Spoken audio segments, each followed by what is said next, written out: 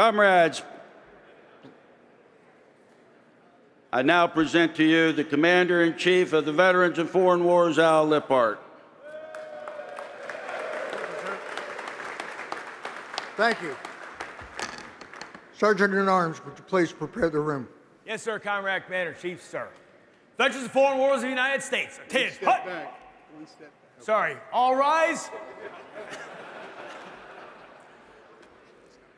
Comrades facing the flag of our nation, please join me in an opening salute to our colors. Present. Arms. Order. Arms. Comrade National Chaplain, would you lead us in our opening prayer? Uncover. Parade. Hist.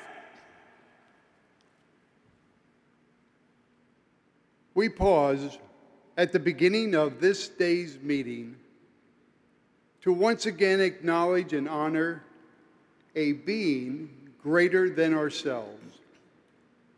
O sovereign ruler of the universe, we learn from the sacred scriptures that you, O God, are righteous, just, and loving, and that you graciously invite all to come unto you.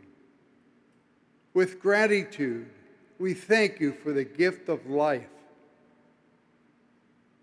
for the gift of this new day, and for the five senses through which we experience and enjoy the world around us. Take a moment and thank the ruler of the universe for giving you one of the senses, either sight or hearing, or the ability to smell or taste.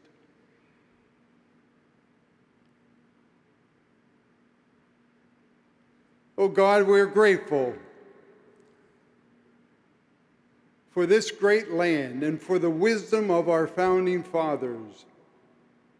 We remember with deep gratitude all those who throughout the ages have stood against the forces of evil and given their lives to preserve the freedoms we cherish today. We give thanks for our great organization, the Veterans of Foreign Wars. As we gather here, may we seek to follow your ways in all we do. Inspire us to pursue worthy deeds. Unite us in purpose and guide us through the process of making sound and judicious decisions. Amen. Amen. Veterans of Foreign Wars of the United States, attention, hut, cover. Comrades honoring the flag of our nation, please join me in the Pledge of Allegiance. Present. Arms. I pledge allegiance to the flag of the United States of America and to the republic for which it stands, one nation, under God, indivisible, with liberty and justice for all. Order. Arms. Comrade Commander-in-Chief, that completes opening ceremonies of this session of the 126th National Convention of the Veterans of Foreign Wars, sir. Thank you. Thank you, sir. National Sergeants, left, face, forward, hut. Yep. I got it.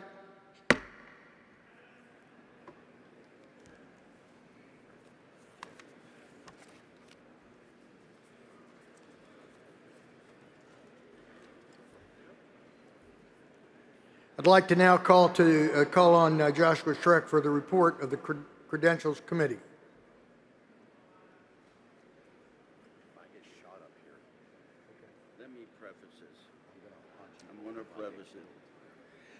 Comrades, I know everybody's concerned about their delegate count. Josh is going to have some instructions on that. We're going to proceed with the ceremonial aspects of this until we're done, which should be approximately 11, and then that's when we're going to proceed with our unfinished business.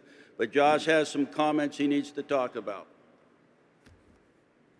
Morning, comrades. At least you guys had your coffee. That's excellent. Department commanders, as you review your delegate strength, we know you may be missing a few things. We've gotten a majority of the bugs worked out. Our IT team, along with our staff, have worked diligently throughout the evening getting that done. The report should be correct. If you do notice any discrepancies in your reports, please go to the registration booth immediately. I'm going to say that one more time for my Texas Marines. If you have any discrepancy with your reports, immediately, right now is what that means, please go to registration so we can work on resolving the issue. Keep in mind that registration does close today at noon. Thank you. That is my current report. Salute him.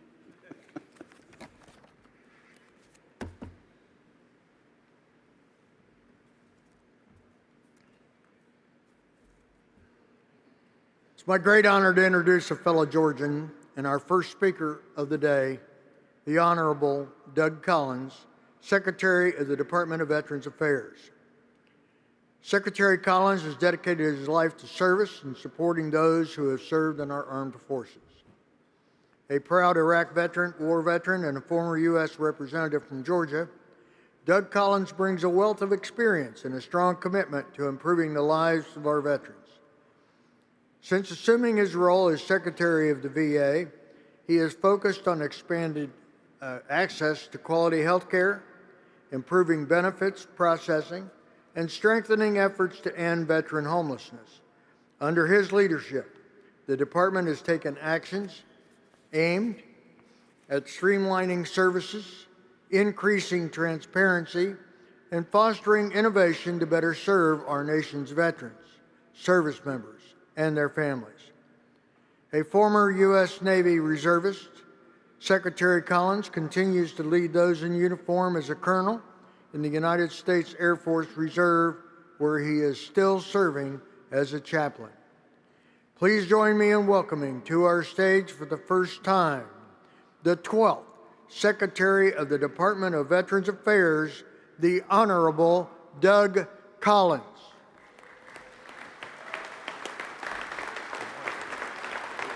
Good morning, everybody. Good morning. Hey, everybody. Good morning, sir. Good morning. So good to see you. Well, good morning, everybody. How we doing? I'm pretty scared right now because I grew up a trooper's kid in Georgia and I see true troopers right in front of me. My daddy's 31 years. I learned that I fought the law and the law won every time. I tell you, it's good to be here this morning. It's good to be the Secretary of VA, and it's good to be with my colleagues and friends and others in the VFW. Because I'm here to tell you one thing, that is, I've been here 6 months. This is my sort of 6-month work here. And by the way, I don't work real well behind the podium, so I'm not sure where I'm going to end up. I already feel cramped in here.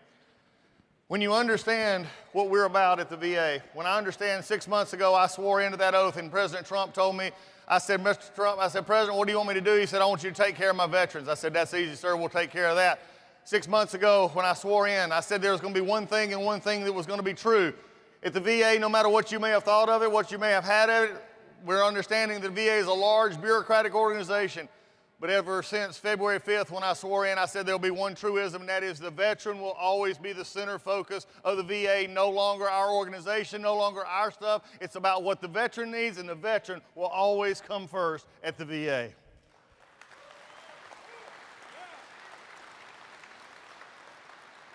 I'm tired of a time in which we have, and I know there's media here and there's others, and I'm sort of tired of a country that has had so many times that the things that we give our veterans. We give them this and we give them that. I don't know about you in this VFW hall this morning, but I want you to know something. You don't give a veteran anything. They have earned everything that they have got. And they will continue to get it every single day from this VA.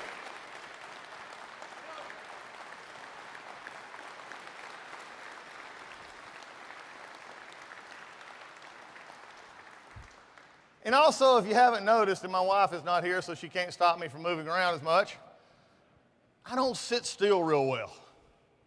And when you get to an organization like the VA, they put you in this nice office, and it's a nice office. Anybody want to come up to D.C., come see me. I'll be happy to show you my office. It's your office, not mine.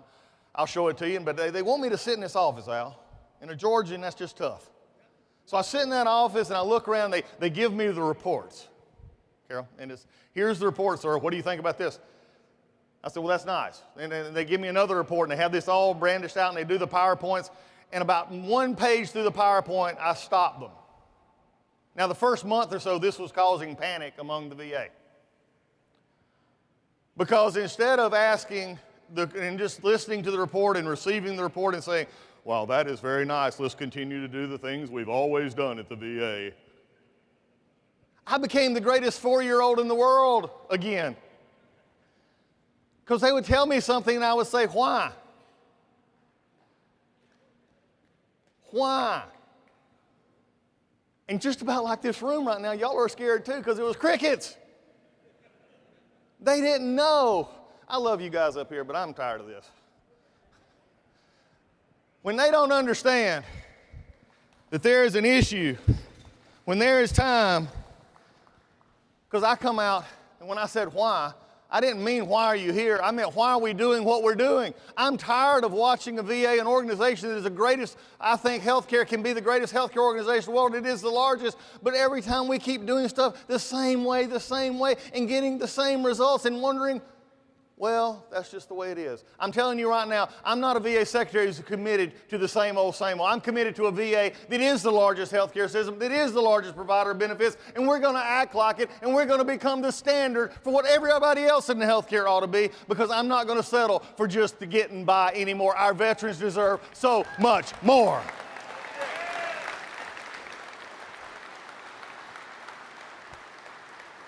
So I also have made a plan that I don't lead from Washington, D.C. This is my 21st state in 6 months. I visited almost 80 of our different organizations, from our VAMCs to our CBOCs to our vet centers. By the way, my vet centers, just for y'all to know, I love my vet centers because they're out on the front line. They take care of every veteran. They don't care when they come in. I love my vet centers. If you can work in a vet center or help in a vet center, please go look at our vet centers. They're our front line. I've looked at our VBA organization, our benefits organization, and then our cemetery folks. And I've been out in groups just like yours. I've been to VFW Post. I've been to Legion Post. I've been all over saying, I want to hear from you. You tell me. And one of the things I found out is they like to tell the secretary what they want to hear. Except I just have one problem. Again, I go back to my basic question, that is why. So when I'm out with our hospitals, I ask them, instead of saying what you're doing well, I say, what are you having trouble with? And so I'm also one who doesn't take a lot of situations of just standing still and waiting, because I don't wait on anybody when it comes to the VA. I've been given an opportunity, and I believe it is that, an opportunity to serve, an opportunity in my heart to minister, and I'm not going to waste a minute of what I've been given if I cannot make it better for the veteran. Now that means that of a time and a service that sometimes you have to look at your organizations. And I know some of you were concerned, and I know some of you had a lot of questions going on, and that's fine. I understand. When we started talking about reorganization, we started talking about our structure, we talked about lid, and then it was fed by people in the media who wanted to fester and cause problems and lie about us. I'm going to tell you one thing right now. As long as I'm Secretary of VA, I don't care what office you hold in Congress or anywhere else, you lie about the VA or you lie about my veterans, you're going to have to answer to me, because I'm tired of the VA being the whipping post for everybody, because we're going to make it better so that you have it better.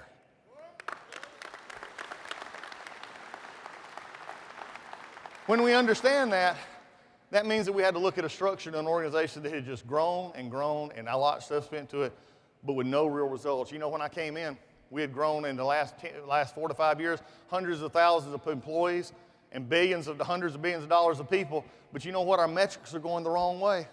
And I can go and ask you, your wait times were getting longer. Community care was non-existent for the last 4 years. By the way, let me interject right now. Community care is back at the VA. We are making it easier for you to get the treatment you need between you and your doctor, and we're not going to stop at anything to make sure you get the treatment you need.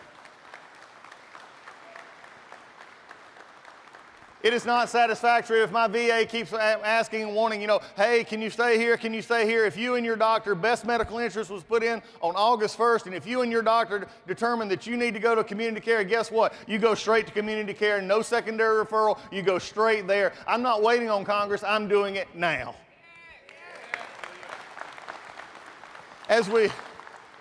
We look at it as well. One of the things we found out in community care, and even as we were looking at these time waits and the things that were going on, we had the people, we had all the money, but you know the numbers were the wrong way. So I asked the simple question is, if we have all the money and we have all this, then why are the numbers going backwards? And you know what I found out? We had them in the wrong place. We had too many in places we were looking at. So we did and many of you had heard our reduction in force. Well, after we determined we're going to give early retirement and let those that want to leave, leave, and we protected over 350,000 positions in our hospitals and our disabilities, we ended up with a reduction of about 30,000. The RIF is over, and we're ready now to function as we need to function, and that is an organization that is streamlined, focused on one thing and one thing only, and that is you, the veteran. We're organizationally a bureaucratic organization. Can I get an amen? Amen. Is there Marines in the room? Oh, come on. Are there Marines in the room? God. I come in here and we're going to get fired up. Anybody, Marines are going to bark at me at least a little bit. But when we get this, the part where we have to say what is working best and what can we do. So after that, we're now looking at our structure. And we're streamlining it so that our doctors at the field, our hospitals in the field, don't have to worry about sending up things and say, well, we never heard back. We don't know how to change. I can't emphasize to you enough, I'm not waiting on Congress to do what we can do already internally, because this is what I found. We could have done a lot of this a long time ago. You deserve a lot better. I'm going to make sure we have it. So the BMI issue has already been done. Moving the referrals from 6 months to 1 year on over 30 new classifications from cardiology to orthopedics means that once you get a referral, that you don't have to come back for a year. They don't have to come back and ask. And we're also looking at that secondary time as well, so you can get the continuity of your care without having to worry about, do I have to go back to the VA? No, the community care doctor is going to take care of you, and we're going to already put that into place for you as of right now.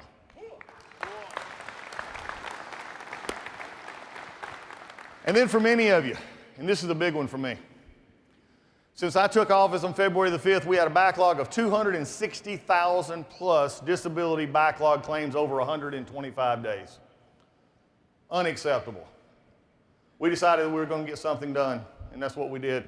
And so in the last 4.5 months, we've lowered that $260,000, I wish it was $260,000, that $260,000 number that I'm just going to keep right there, to just a little over 160,000. In 4.5 months, we've lowered that 100,000 disability claims that have been lingering for more than 125 days. Why? Because you deserve an answer, you deserve it quickly, and we're going to give it to you. Now, that may not mean much to some, but how many of you have ever been waiting on a claim? Right now. This is the thing that I want you to understand. We're doing stuff to make it easier for you. The VA is about you. It's about an organization that is focused on one thing, and that is veterans and veterans alone. We're pretty simple. Have you ever heard the job? You got one job? We got one job, man. We got to take care of veterans. That's it. So we're going to do it the very best we can. But we're also going to be something that some of you this might make you uncomfortable. And I hope it does, because I hope it'll give you another perspective on life. I am a firm believer, as I've looked out over the VHA and I've looked out over VBA and I've looked at how you can access care and how you access your disability benefits. To me, it is a tragedy. And it is going to be fixed, because I'm working on it every day to see who we can do this. There is no veteran in this country should have to have help in getting the benefits that they've already earned. We make it far too complicated to get the benefits you earn. I'm ready for you to be able to get it simply, easily, and not have to beg or borrow or anything else, because our veterans should not have to beg for what they've already earned. This is not what we need to be about. And I know that's uncomfortable. So we go get help, we go get help. Why do I need help? Why should I have to go, Sheridan, get somebody to help me get what I've already earned? All my veterans in here, did you happen to do this number right here? Did you happen to raise your hand? And you volunteered, or you were told to go? And when you went, you went? Explain to me why you have to do anything else more complicated to get what you've already earned. I've already told Congress this, I'm telling the President this, and we're going to make it happen, because in the next 4 years, I want to make it as easy as possible to get what you've already earned, because that is just where we need to be. But also, I need your help as well. I need the VFW's help, because there's a couple of areas in my heart that are really important to me. and they're really important to you. And that is that we need to reach out to our veterans. Number one, I want you to look around. How many people that you know that are veterans that are not here right now? When you go back to your local post, go back to your local areas, how many of the veterans that you know in your community are not involved in anything? They're not involved, and they're out there on their own. And the reason I ask this question is because what happens is when you know and I come home from a foreign war, or we come home from getting discharged and we get alone and we don't have our battle buddies beside us, we don't have our unit men beside us, we get lonely and we get confused. And sometimes what's happening too often today is too many of our fellow team members are taking their own life. Death by suicide is way too high among our veterans. One is too many. 22, 30, 40, or even 17, or even one is way too many. But what we're doing right now, and what I've looked at, and one of the biggest processes that I have right now is looking at how much we're spending at the VA to do prevention. And I tell you, it is one that I'm very frustrated with because we spend about $588 million in prevention of suicide, and yet it hasn't changed since 2008. That means we spent billions of dollars, and the number hasn't changed. This is one of the big areas I've asked why, because I do not believe if you're doing something the same thing the same way and there's lives at stake, we've got to do a better job at actually getting the word out. But I need your help as well. It can't be just the VA. It can't be somebody else. It's got to be you. It's got to be me. How many people do you know right now that need a phone call? How many people do you know right now that just need a text? How many somebody you need to know just have a cup of coffee? Somebody that just needs to be reached out. You've had them on your mind for a long time. I'm telling you, they're there on your mind not because you're thinking about them. They're there because I believe, my faith tells me that I believe that the Spirit is moving in you to call them. I need you to take ownership of those around you, and we'll help you any way we possibly can. But I'm here to tell you right now, I refuse to spend another dime the same old, same way and get the same results. Our veterans are too precious, our country is too proud, and we do not deserve to lose another veteran. Can I get somebody to stand up and say, no more, I'm willing to help? I'm willing to help. I'm willing to find somebody and tell them. I'm willing to tell them that they're loved, that they're cared for, that the VA is here, that the VFW is here, that we're all here. Our veterans deserve so much more. So no more. No more. My hope is you understand something. There might be just a little bit different about this weird secretary from Georgia who talks funny. And I love you too. You know, go Dogs. For those of us who, and I'll just break out of character here for just a moment. For those of us who seem like we're trapped up here near the Ohio State University. Okay, I'm going to help you out. OH. Would y'all learn to spell? Okay. For those of us who just go Dogs. But thank God I got them right here close. But I'll tell you this. I'll give everybody else have their chance as well. But I will say this. I'm going to go back to where I started. There's a lot of things happening at the VA. Now, I will say this, because if you ever read my comments on my social media, by the way, I try to go everywhere. I've been places that the secretaries haven't gone, just in what I was just talking about suicide. I'm doing podcasts. I'm doing new media. I'm doing everything I can to get the word out that the VA is a place to help, or we'll find you a place to help. I want to make sure that nobody feels left out and left behind. Because at the end of the day, the VA is simply a service organization. That's all we are. We're a service organization that does some things to help veterans, like health care, like disability benefits, like cemetery services. So at the end of the day, I want you to expect more from us.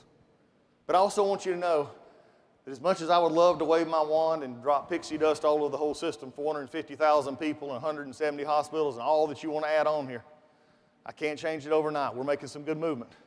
And some of you are saying, well, I've heard it before and it hadn't changed for me. Give me a chance. I just started 6 months ago. I think we got a pretty good start. I'm not waiting on Congress. The president didn't say, by the way, when the president told me to take care of veterans, he didn't say wait on anybody. And if you happen to figure out who my boss is, he doesn't seem to wait around for many people either. And so we're going to make this happen the best way we can. But only remember one thing. If you forgot anything else I say in this speech this morning, if you forgot anything else I tell you, then I want you to know one thing. At the VA, the veteran is going to be first. At the VA, we're going to do everything we can to make it easier for you to get the care that you need. We're going to make it easier for our employees to get the help they need and to hire the people they need and make sure that they can do what their job is, because I want them to be the absolute best. I want them to be proud of where they are, because I'm very proud of them. But at the end of the day, this is all about one thing. It's about veterans like us taking the time and the pride and the knowledge that we have and sharing it with each other and letting this country know that the greatest assets are sitting in this room and in places all over this country. And I refuse to let the VA be anything else except the organization that says thank you to our veterans. Because at this day and this time, our country needs to see heroes. And our heroes are the ones, not who run up and down sports fields, not the ones who sit up and make videos on YouTube. The heroes in the room are the ones who raise their hand and say, I do. God bless you. We'll see you later.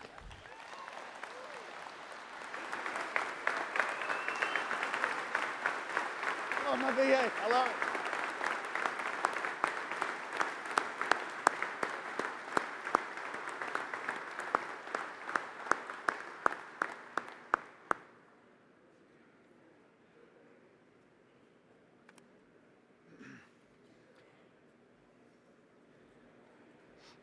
In case you didn't notice, Secretary's pretty excited.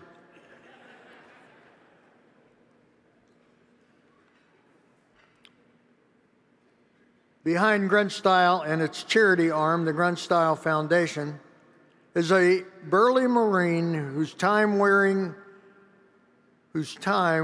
our nation's uniform molded him into the dark-humored, innovative strategist and staunch veterans advocate that he is today. As Chief Strategy Officer for Grunt and the President of its foundation, Tim Jensen ensures that they not only lead the market on premium patriotic apparel, but that their advocacy efforts continue to provide America's heroes life-changing resources by working to improve military transition, alleviate food insecurities and homelessness, and evolve the way we treat mental health and wellness for service members, veterans, and their families. When we were fighting to get the PACT Act passed, Tim was standing arm in arm with us. When he got fed up with the veteran suicide epidemic not being addressed properly and understood that veterans deserve and were seeking out alternative therapies, he became one of the loudest voices on the Hill demanding change. His energy, positivity, and dedication are unparalleled.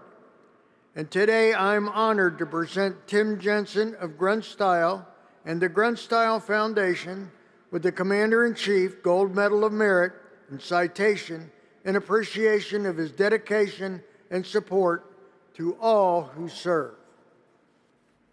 Come right at you.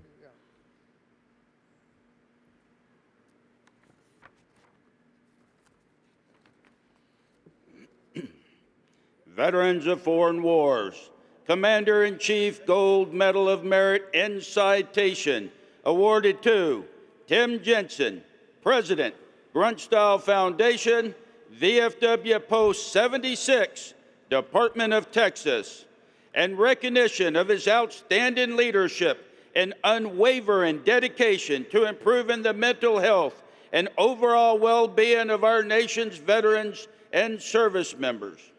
As president of the Grunt Foundation, he has championed innovative and compassionate approaches to address the invisible wounds of military service, working tirelessly to break stigmas, provide resources, and foster a culture of resilience and support within the veteran community. Through his vision and unwavering drive, Grunt Foundation has become a powerful force for good, offering assistance in mental health efforts, transition readiness, food insecurity, and homelessness. Working together with the VFW, we have amplified this important mission, combining efforts to deliver critical services to those who have borne the battle. His personal commitment, authentic advocacy have helped countless veterans rediscover purpose, connection, and hope. By leading with heart, courage, and an unshakable belief in those who served, he has strengthened the support network for America's defenders and made a lasting difference in their lives, justly earning him the utmost appreciation, respect, and gratitude of the veterans of foreign wars of the United States.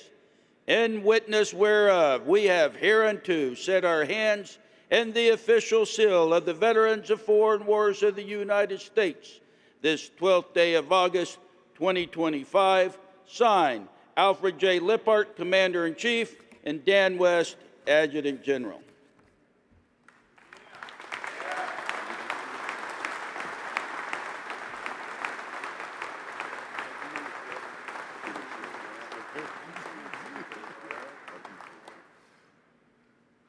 Good morning, comrades. First of all, I want to say what an incredible honor to be standing in front of my brothers and sisters and receive such an incredible recognition for, unfortunately, some of the hardest work I've ever had to do in my life. I fought in the Triangle of Death in 2004, 2005 as a United States Marine, and it was one of the proudest things I ever did in my life was helping other people. Watching a culture vote for the very first time and raise that thumb. It was an incredible experience for me, and that put me on a path that forever changed my life. I lost a lot of my friends, as we all did. And there's not a day that goes by that I don't remember them. My work, our work, is for all of them. It's to make a better place for the veterans, the soon-to-be veterans behind us. That was the spirit of the PACT Act.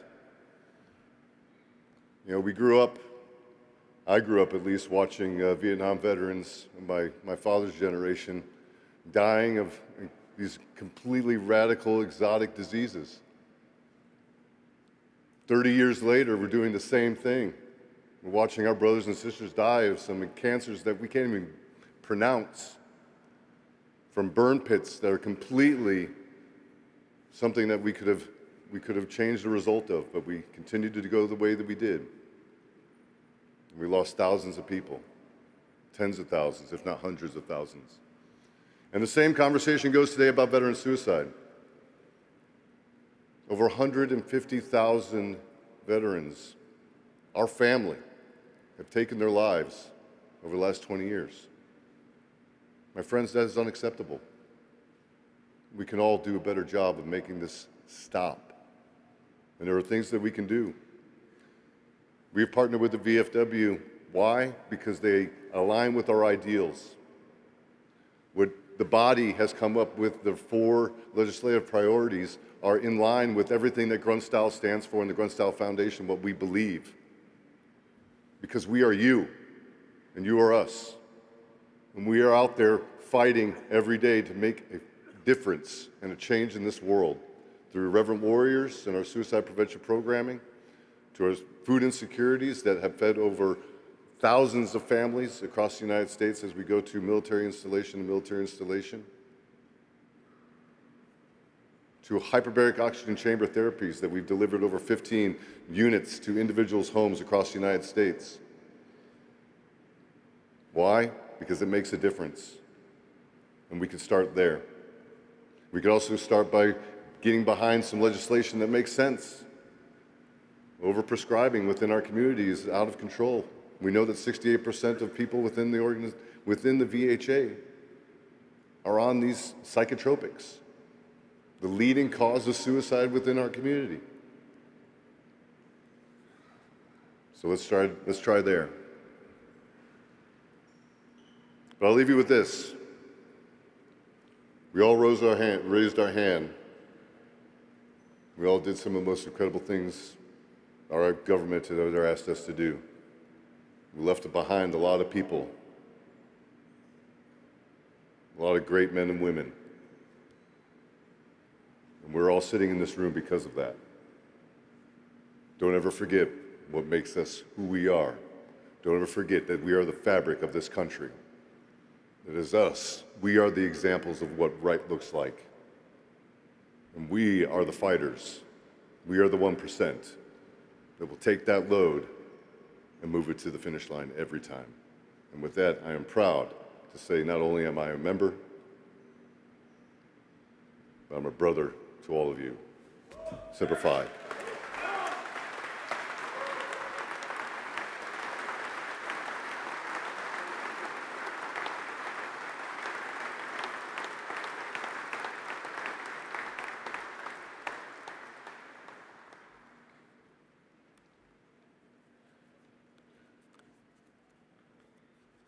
Comrades, ladies and gentlemen, it's a true pleasure to recognize an outstanding advocate for veterans and the recipient of the 2025 John A. Bajetsky Accredited Service Representative of the Year, Belinda Boldoe of Stone Mountain, Georgia. A U.S. Army veteran for over 11 years, Belinda earned her VFW eligibility during Operations Desert Shield and Desert Storm, serving in key roles including Company Commander and Theater Communication Manager. Since 2017, she has worked at the Georgia Department of Veterans Service, where she is currently a Veterans Appeals Officer, while also holding dual roles as the VFW Department of Georgia Service Officer and 10th District Service Officer. In 2024 alone, she assisted more than 2,500 veterans and military families, completed over 100 hearings, and helped recover more than $800,000 in earned benefits, and every penny went back to the veterans. Beyond her impressive casework, Belinda aced her VFW National Veteran Service exams, mentors her colleagues, and continues to train and uplift her fellow comrades, all while serving as quartermaster of Post 12180 in Stockbridge, Georgia, where she maintains her VFW Bronze Legacy Life membership. Belinda Boldoe is the embodiment of what the VFW stands for: service, sacrifice, and a deep commitment to our veterans.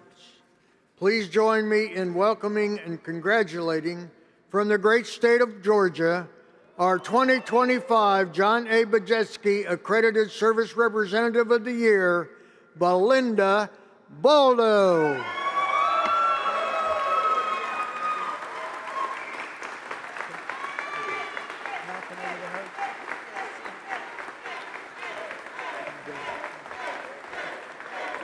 Go over there.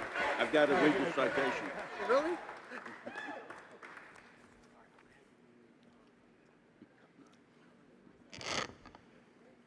Veterans of Foreign Wars, John A. Bajetsky, Accredited Service Representative of the Year, 2024-2025.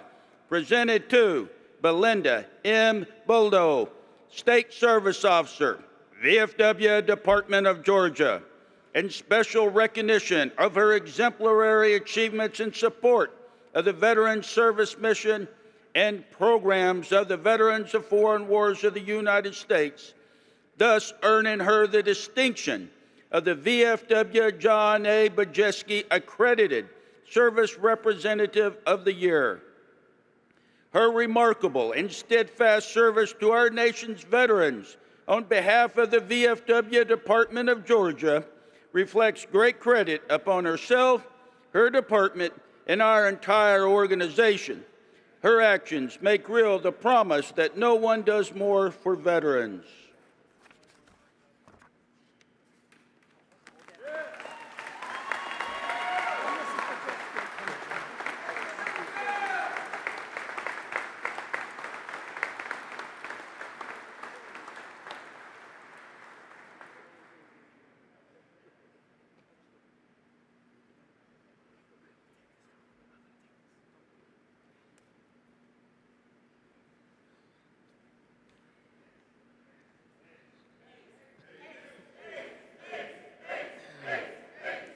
guys. I'm going to try to get through this. Good morning, Commander-in-Chief Lipphardt, my VFW comrades, my GDVS colleagues, and my family that's viewing online. I am truly honored to be selected as the VFW John A. Brzezinski Accredited Representative of the Year Award for 2024-2025. This is truly an honor. First, I want to thank my Heavenly Father for the gift of service and the gift of help. I have stated many times in the past that this is not a job for me, but an assignment. And I'm truly honored to be placed in a position where I can be helpful. Next, I want to thank the VFW Department of Georgia and the Georgia Department of Veterans Service for believing in me, having confidence in me, and trusting me to strongly advocate for the veterans in the state of Georgia. Also, I want to thank the VFW NVS team for equipping me with the necessary skills and knowledge to assist Georgia veterans and their families in obtaining those benefits they have earned. Last but not least, I want to thank my family for their support and understanding when I stay late at the office to assist a veteran or work on a claim, or when I am home in my home office preparing for a veteran's hearing. I remember the day when I was applying for my benefits. I had no guidance, no direction, no assistance, lost out on benefits, and it was a frustrating process. So when I became part of the Georgia Department of Veterans Service and VFW, it gave me that opportunity to help others navigate through the system. As an accredited service officer, I assist veterans with filing claims. I also assist, advocate, and represent them at proposals to reduce hearings with a rater, with a decision review officer, and also with a Board of Veterans Appeals, Veterans Law Judge. But the most rewarding day for me is when I get that phone call from a veteran that says, Miss Belinda, we have done it. I was granted service connection for a benefit they have been trying to get for several years. That is rewarding for me, and it's really humbling to me that I was able to be put in a position to assist my fellow veterans and their families in improving their quality of life. So in closing, again, I want to thank the people who participated in the nomination and selection process for this award. I am truly grateful and most humbled to be the recipient of the VFW John A. Brzezinski Accredited Representative of the Year Award for 2024 through 2025. To God be the glory. Thank you, and you all have a great convention.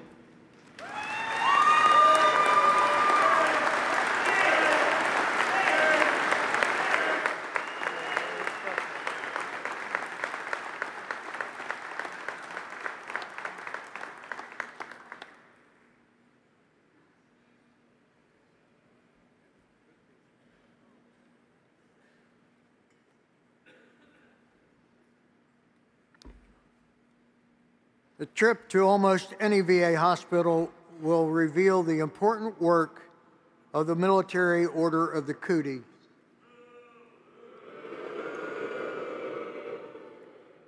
Each year, the Cooties spend thousands of hours bringing laughter and comfort to our hospitalized veterans. They keep them smiling in beds of white, a grand tribute to the service and sacrifice of all veterans. Our next guest was elected Supreme Commander of the Military Order of the Cootie last July. Ladies and gentlemen, please welcome the Supreme Commander of the Military Order of the Cootie of the United States of America, Robbie Norman, from the great state of California.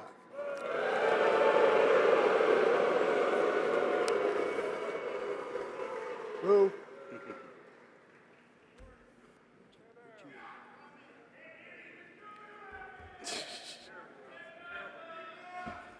Thank you, Commander-in-Chief Al Lipphardt, distinguished guests, and fellow comrades of the VFW. To start out, I'd like to ask all the Cooties in the audience to stand and be recognized.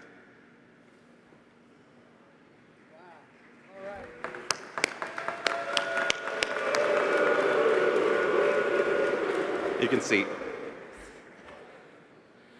It is a profound honor to stand before you today as the Supreme Commander of the Military of the Cootie.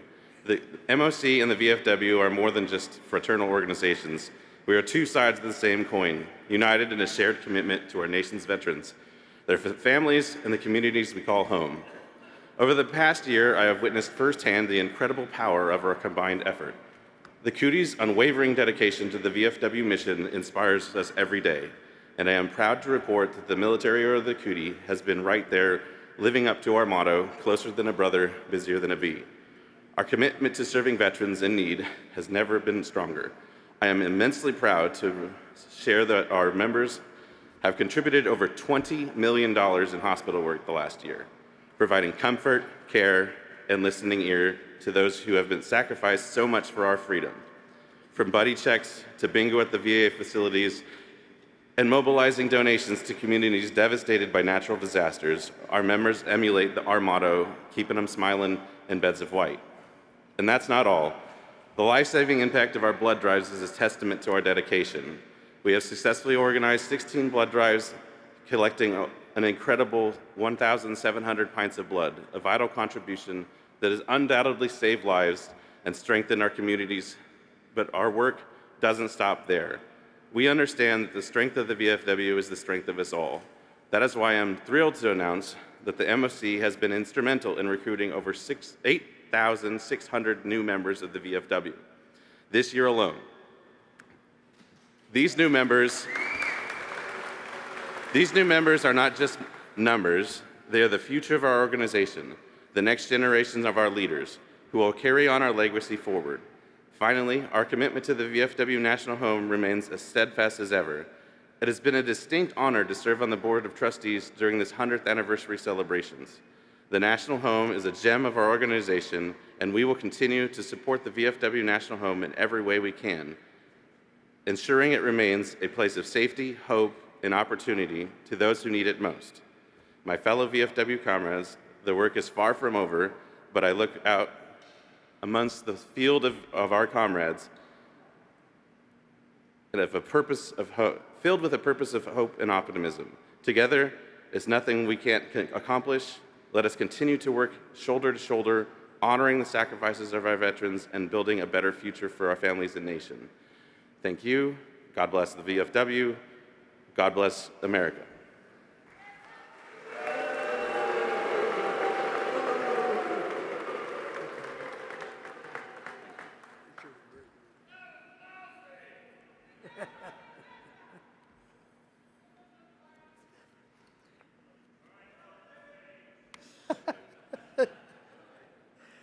VFW Gold Legacy Life member Jeff Carroll served in the United States Air Force from 1980 to 1989, earning his VFW eligibility during his time stationed in the Republic of Korea.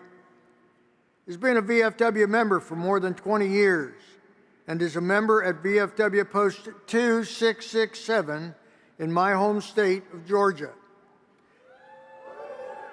Jeff's dedication and commitment to the organization is evidenced through his selfless service in positions at the post, district, and department, proudly serving as the VFW Department of Georgia Commander in 2019, in which he also achieved the coveted title of Triple Crown All-American Commander status. His continued dedication to his fellow veterans made him an easy choice to appoint as the National Chief of Staff for 2024-2025. For the last year, Jeff has been working tirelessly by my side, unwavering in his encouragement, advice, and integrity. And I am honored to call him not just my brother in arms, but a true friend. To recognize him for his continued support and guidance, it is my honor to present Jeff Carroll with the Commander-in-Chief Gold Medal of Merit. Comrade Adjutant Jensen.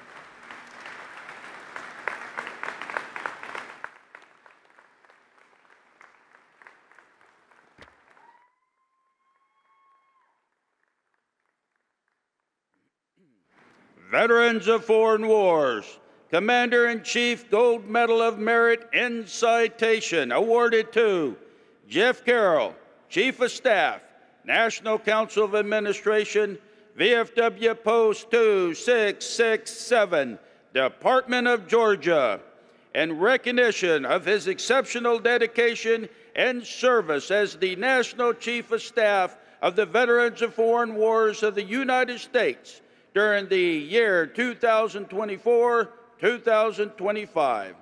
His unwavering commitment to the mission of this organization, combined with his integrity and tireless work ethic, has been instrumental in advancing the goals of the VFW on both the national and grassroots levels.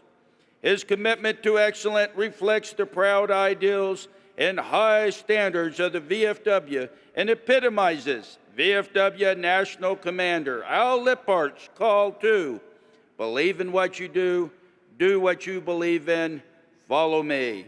His counsel, humility, and dedication to excellence embody the highest standards of service and have justly earned him the deepest respect and admiration of the veterans of foreign wars of the United States. In witness whereof, we have hereunto set our hands and the official seal of the Veterans of Foreign Wars of the United States, this 12th day of August 2025, signed by Alfred J. Lipphardt, Commander-in-Chief, and Dan West, Adjutant General.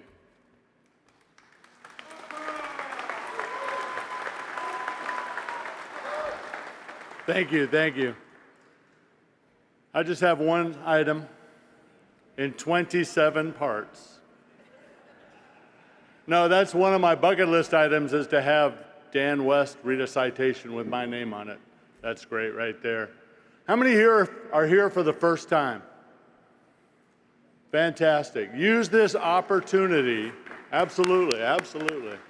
Use this opportunity to meet people from other posts, from other departments, from around the world.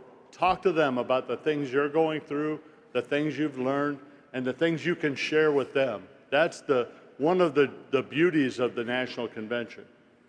And the other thing I want to remind you is that this is a relationship business. Sitting in meetings is great, but when we're out working in the communities, when we're out doing the VFW mission, that's when we build the bonds that make us stronger. Thank you for all you do. God bless you. God bless America. Opa!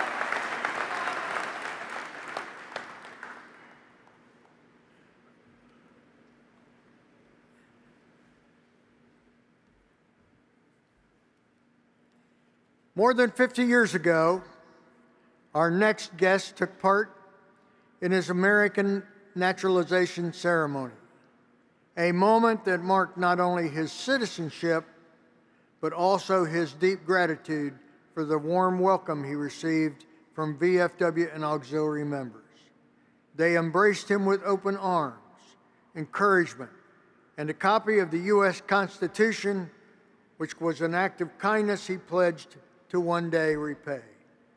Today, as President and CEO of Twisted X, Prasad Reddy has more than fulfilled that promise. Under his leadership, Twisted X has been a proud supporter of the VFW, our programs, and the veterans and families we serve. Founded in 2005, Twisted X has spent decades designing and developing handcrafted, design-patented, comfortable Western and casual footwear for men, women, and children. The company has also launched a special line of patriotic, VFW-inspired boots and shoes, proudly featuring American flag elements and symbols of service. Prasad's dedication to the VFW and to this country is both personal and profound. Please join me in welcoming a true friend of the VFW, Mr. Prasad Reddy.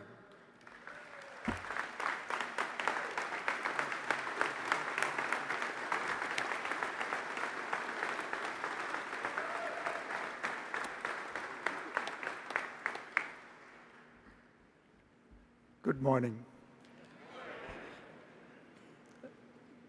Normally, when I come here, before coming here, I prepare a long speech. But once I get here, I can't speak. Because just looking at all of you who has done so much for the country, not only making it so safe for people like me and my families and every citizen of this country, but also now you're taking care of the people that need help, that came back fighting for the country. What a great job, service you're all doing, and how can I thank you all? And it's a wonderful thing. It's really an honor for me and for our organization, for my family to be part of VFW. As Chief said, since 1980, when I was welcomed by the auxiliary ladies into my new country as a proud citizen. Yeah, I have such a great admiration for all what you have done and what you are doing. And thank you all. May God bless you all. But at the same time, you know, one thing my friend Jacob Schick, who spoke earlier, said at one of our meetings in our company, I went there and I fought and had all these injuries and all that stuff. But if someone asked me, I'll do it again and without hesitating, because of you, you are worth it. When he said that, I told that to my family and my organization. He said that. So let's lead our lives to make their sacrifices worth it. So I promise you, I will keep on doing that. And thank you again for all what you do and whatever. It's a great honor and privilege to be associated with VFW. Thank you.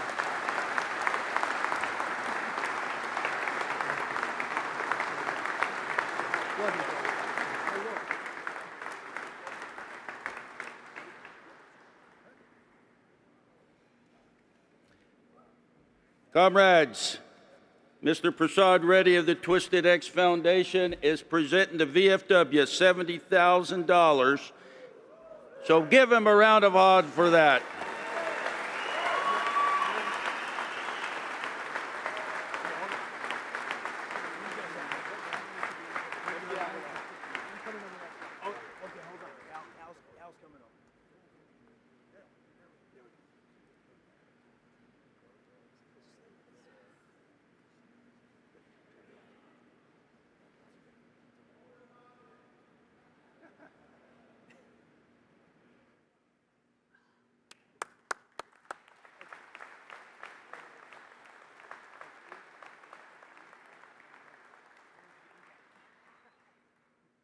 I know it's hard to cash that check, so I got it out of the paper check.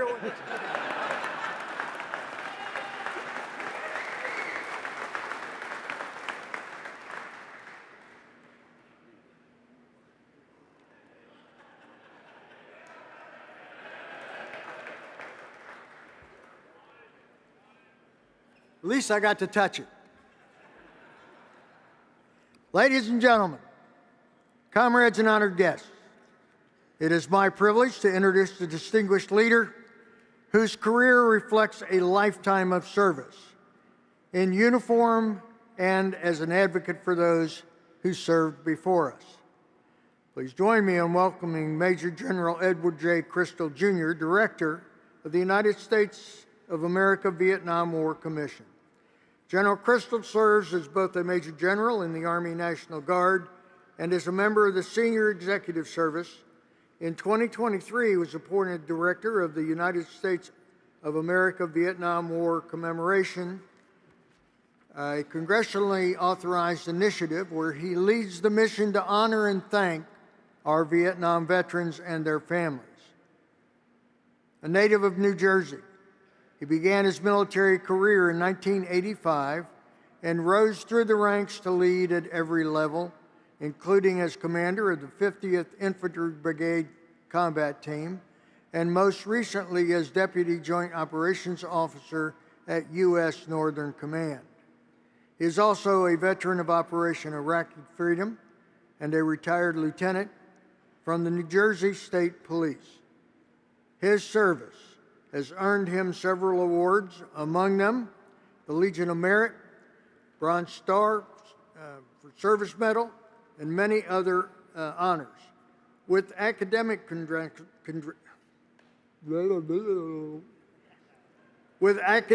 credentials from Seton Hall University and the U.S. Army War College, he exemplifies leadership and lifelong dedication. Today, we welcome a man committed to ensuring our Vietnam veterans receive the honor, gratitude, and the official welcome home they deserve. Please join me in welcoming Major General Edward J. Chrystal, Jr. Thanks. Sir. Well said. Well said. Thanks.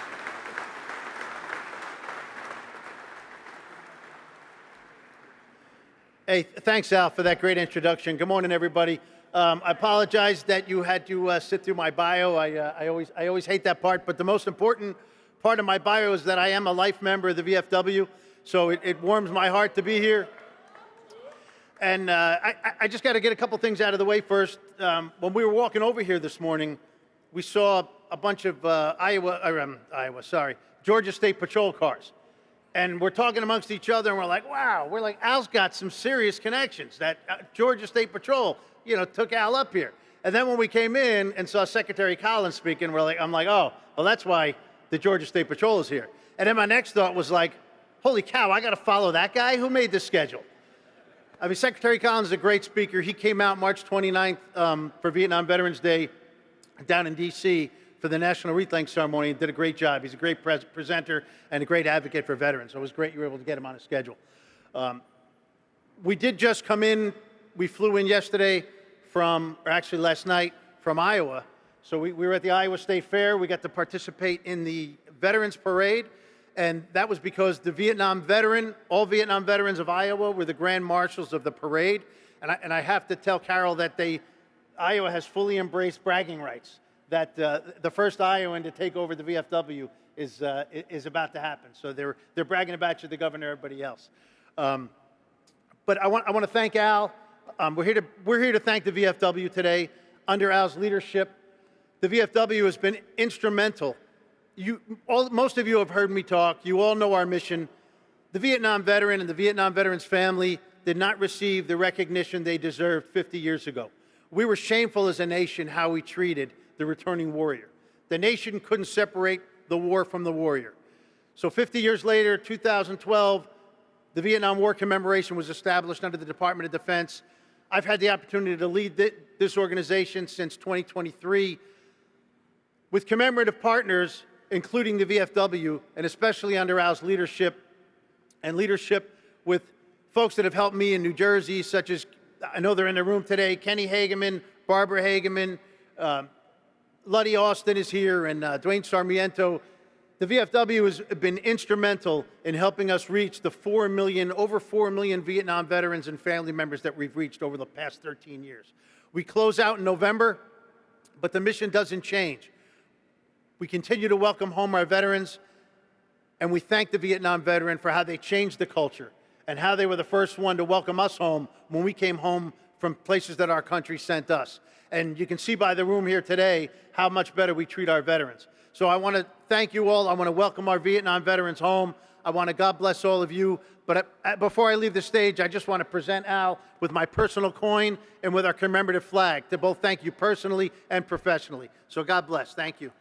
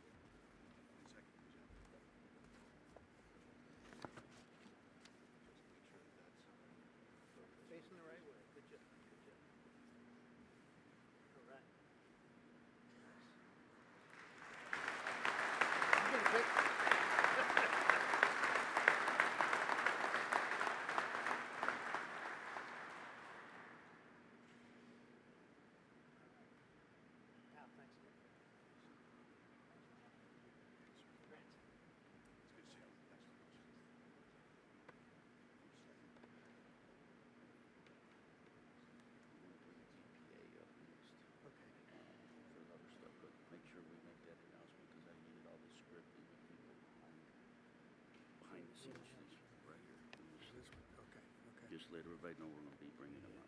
Okay.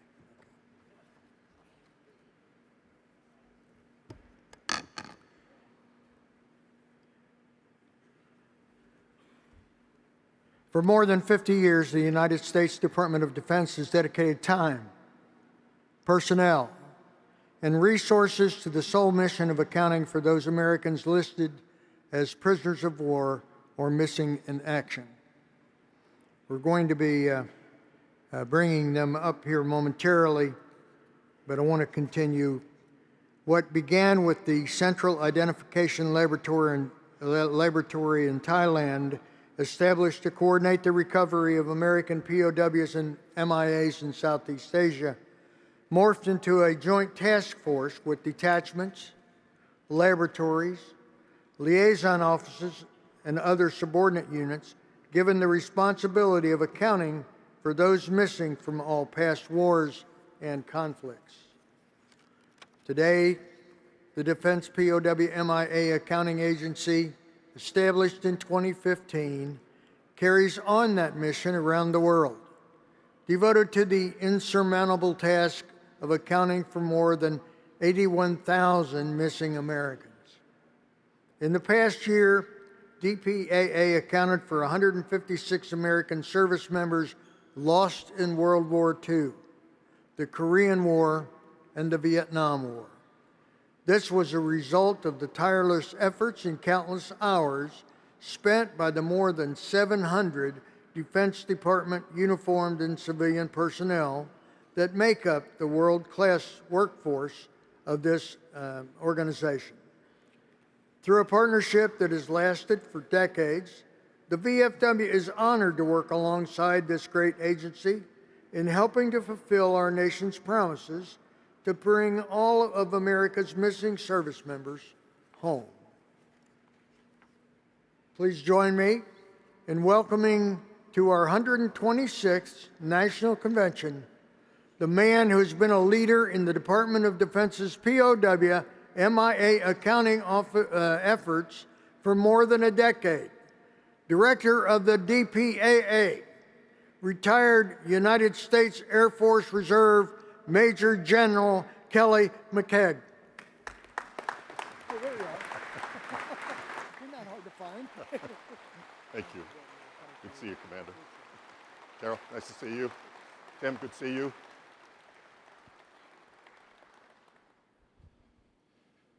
I am not as dynamic as Secretary Collins, so I'm going to tempt fate and stay at the edge of the precipice.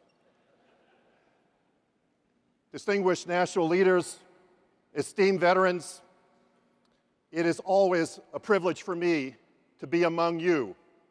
As proud as I am of my 34 years in the United States Air Force and 10 years, thank you, and 10 years serving this sacred mission, I am more than proud of the fact that I am the son of an Army infantry soldier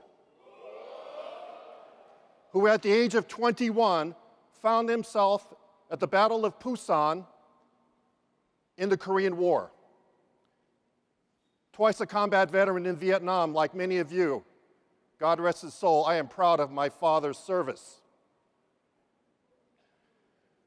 Ladies and gentlemen,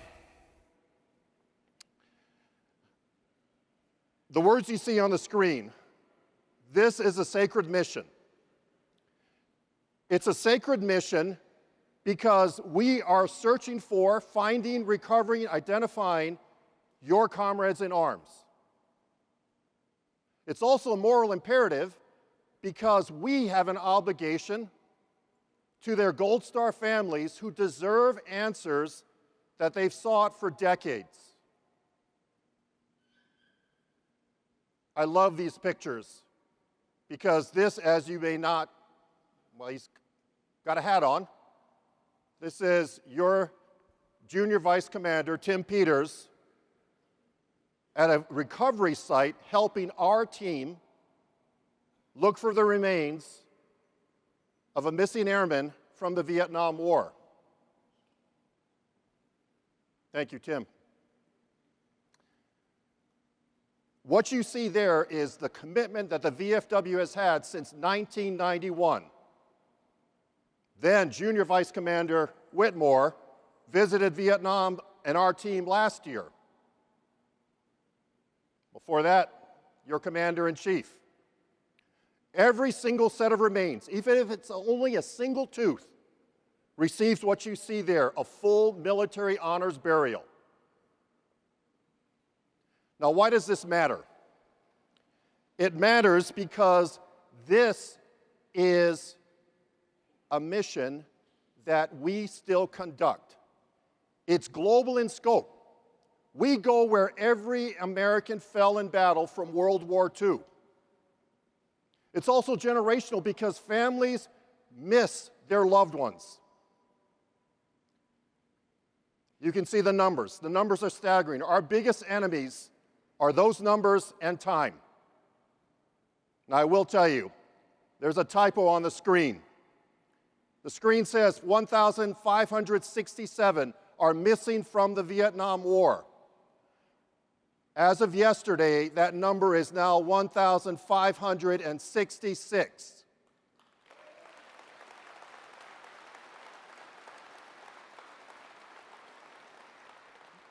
We were privileged to identify Master Sergeant Calfee, James Calfee, a 26-year-old from New Gulf, Texas. He found himself at Lima Site 85 in Laos. It was a secret radar site. 19 airmen were assigned there. They were overrun by superior force. 11 remained MIA. 1 Medal of Honor recipient, 2 Silver Stars out of that loss. To this day, it is the single largest ground combat loss in the Air Force, where 11 lost their lives that day. We have found 7 of them, Master Sergeant Calfee being the last one.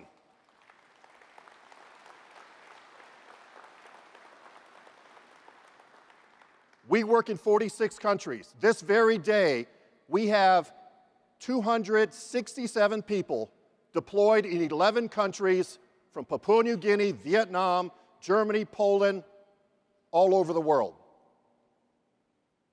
46 countries recognize and readily cooperate with the United States. Yesterday, a DPAA team came home from China, where they had spent the last 30 days in the northern part of China looking for 3 Korean War Air Force losses. Here at home, because of your support, your advocacy, this mission is not forgotten. This mission is not forgotten. It comes down simply, distinguished veterans, to the fact that these numbers, as staggering as they are, represent an individual with a unique story. I'd like to share with you one such story. 96 miles from here, northeast of here, Holmesville, Ohio. Lieutenant William Hott, 29-year-old. You can see how baby-faced he is, the enthusiasm on his face. He had just received his jump wings after this picture was taken, before shipping off to Korea. Lost in the Battle of Chosin. We identified him, and I'll tell you why and how we identified him. He was among the 55 boxes that the North Koreans turned over to the United States in 2018. Those 55 boxes represented 250 different individuals. Lieutenant Hott was the 100th individual to be identified from those boxes. Now, before that summit that President Trump had with Chairman Kim, your national commander, Van Keith Harmon, wrote a very, very compelling letter to the president that said, Mr. President, when you meet with the North Korean leader, you need to ask him for the remains that they are holding. Lieutenant Hott was the 100th American to come home because of that letter from the Commander-in-Chief to the President.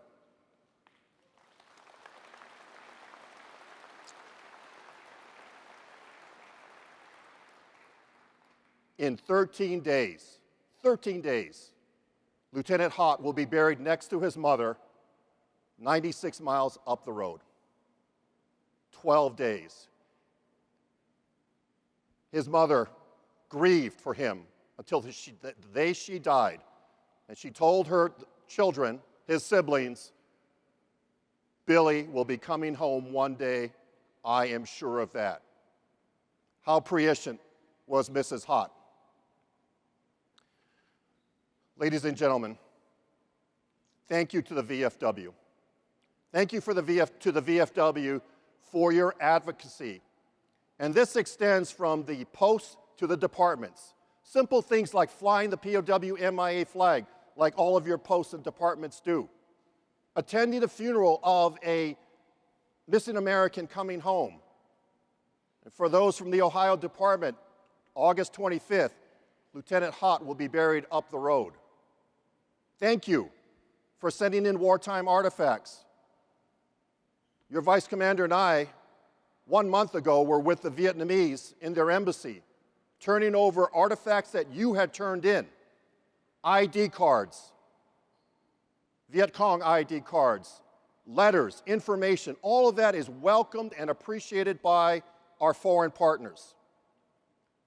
I mentioned your national leaders visiting our deployed teams. They also visit our forensic laboratories to show the staunch support of the VFW. Where's the Ohio Department? We're allowed to accept donations. I'd like to recognize the Ohio Department, District 1, particularly Post 3345, for your generosity and the donations you send us, all of which go towards supporting those teams that deploy. If I could see the post commander, 3345, and the department commander, I would very much appreciate it to give you my personal thanks. And lastly,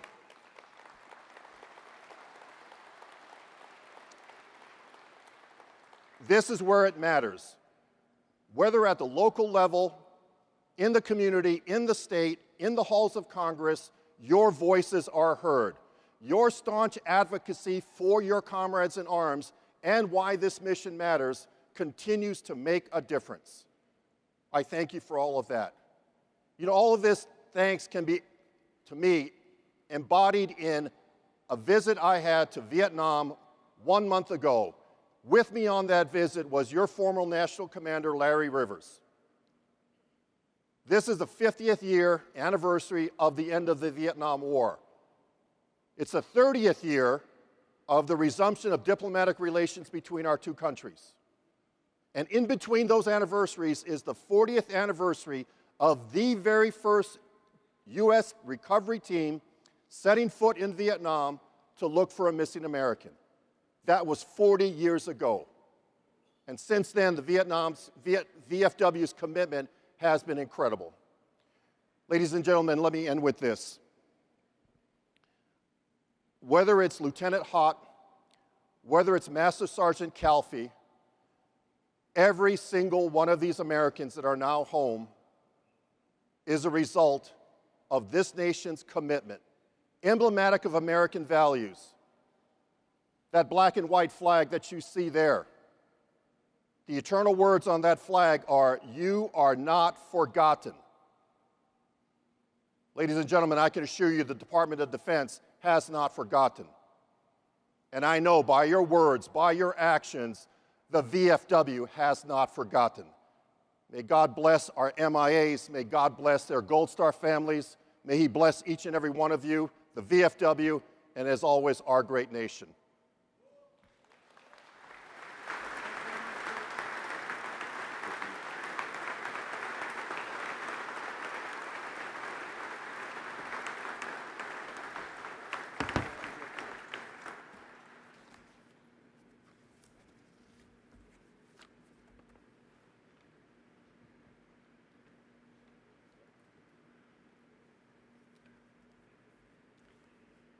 Now to announce the 2025 National Buddy Puppy Contest winners is Director of VFW Programs, Lynn Rolfe.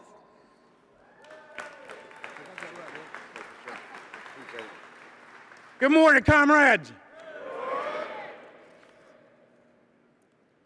Without a question, one of the most recognizable symbols around the world is the VFW Buddy Poppy.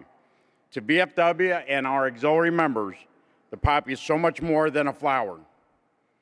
For us, it signifies the remembrance and commemoration of our fallen brothers and sisters, and it reminds us of our duty and responsibility to our nation's living veterans. For decades, VFW members and its auxiliary have distributed the Revered Buddy Poppy to millions of Americans every year. Today, we're taking a few moments to honor and recognize those whose passion, creativity have taken the Buddy Poppy to the next level. These are the posts and auxiliary members who have used the Buddy Poppies in the creation of exceptional and inspiring works of art and displays. Hopefully, each one of you have taken a moment to go out and visit them and look at the incredible passion displayed and the creativity before we tear them down.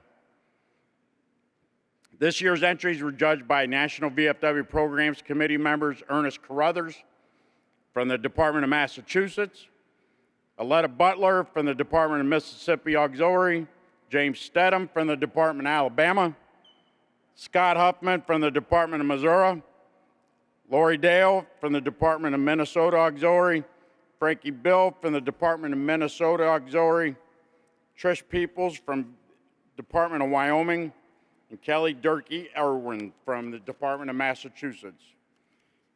These displays were judged on effectiveness, clarity, theme, suitability, originality, beauty, and the number of poppies that were used. In Category 1, for the public promotion of the Poppy campaign, and you'll see the pictures on the screen. Our third place award goes to VFW Auxiliary to the Superstition Mountain Post 9399, Apache Junction, Arizona.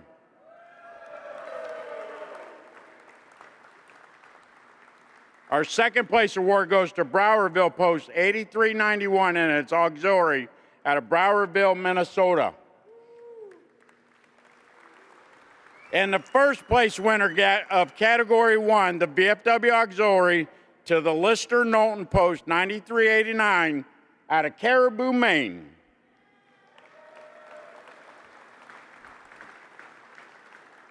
Next up, Category 2, for the use of poppies in a memorial or inspirational display. Our third place award goes to VFW Auxiliary to the Heart of Texas, Post 3271 in Brownwood, Texas.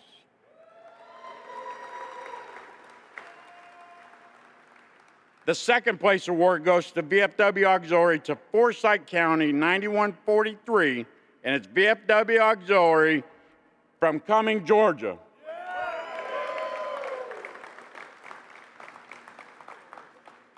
And the first place winner, VFW Auxiliary to Cole Myers Post 3619 and its VFW Auxiliary, DeRidder, Louisiana.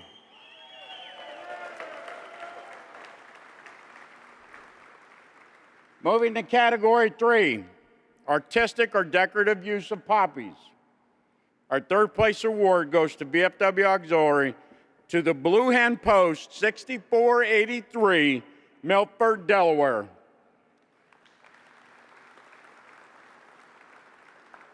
Second place award goes to Kelly Oliveira, Stanton Police Memorial Post 12173 from Tuckerton, New Jersey.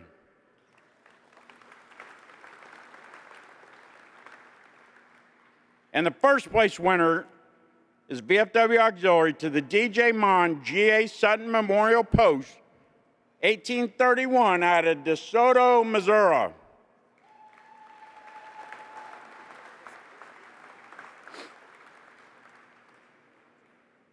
The Director's Award is given the Buddy Poppy display that, in my honest opinion, is the intent of the Buddy Poppy program has touched me personally.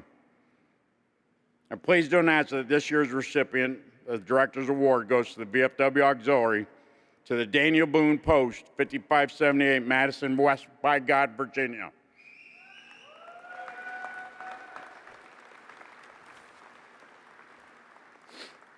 In addition to our Buddy Poppy competition, we hosted a silent auction. I thank each and every one of the departments for your gracious donations. This year's donation tally for the silent auction is just shy of $7,000.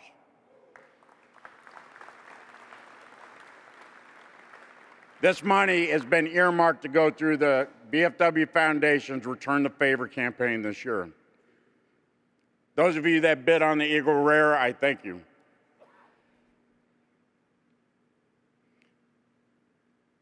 Last donation sheet I'd like to present to you on behalf of the VFW riders. On Friday and Saturday, we hosted a meet and greet and a nice ride across Ohio. Thanks to Mike Riley and the Department of Ohio VFW riders, the 23rd annual Vander Clute motorcycle ride was a huge success. The funds that are raised are due to Howard Vander Clute's personal passion to our veteran and military support programs. So with that, Chief, I would love to present you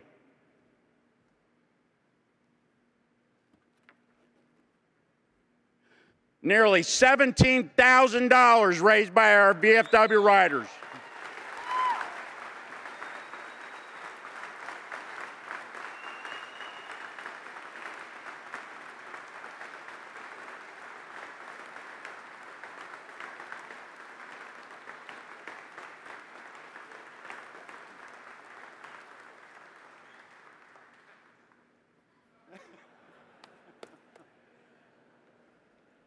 It's a big check.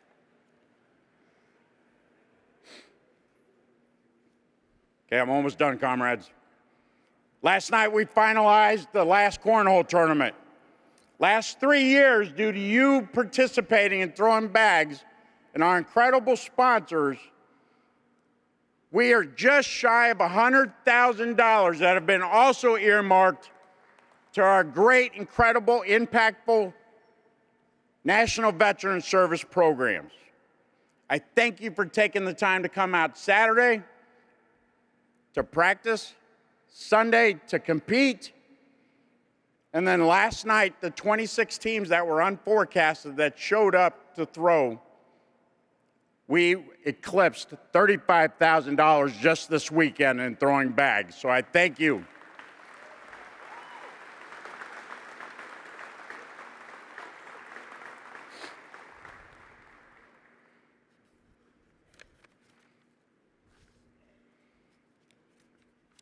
Comrades, in closing, I will tell you,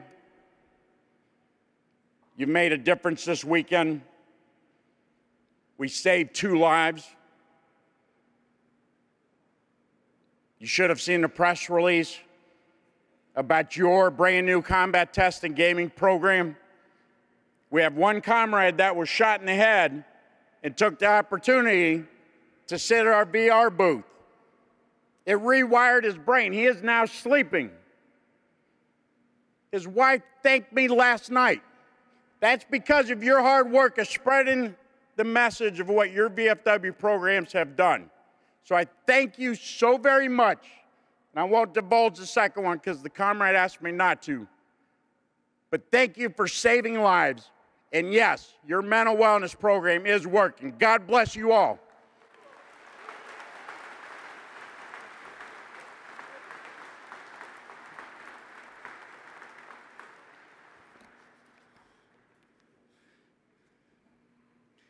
Deciding to become a Legacy Life member means you're choosing to not only gain access to exclusive benefits promised through the VFW store, see that, Mark?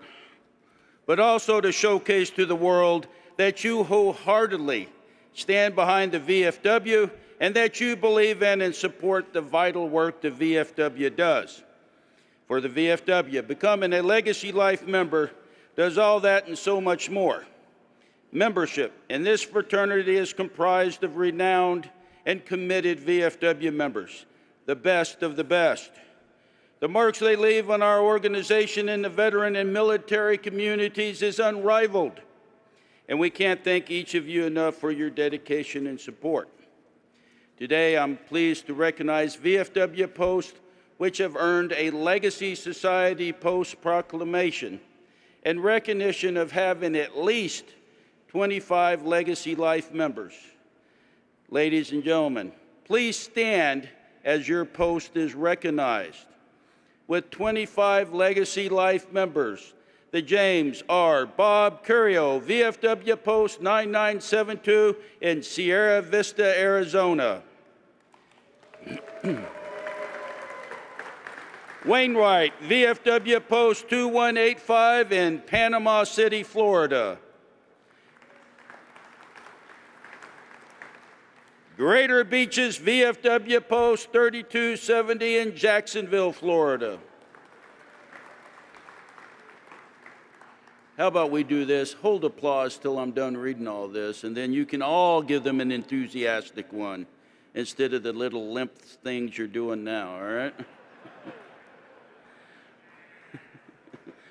William A. Reed Memorial, VFW Post 660 in Savannah, Georgia.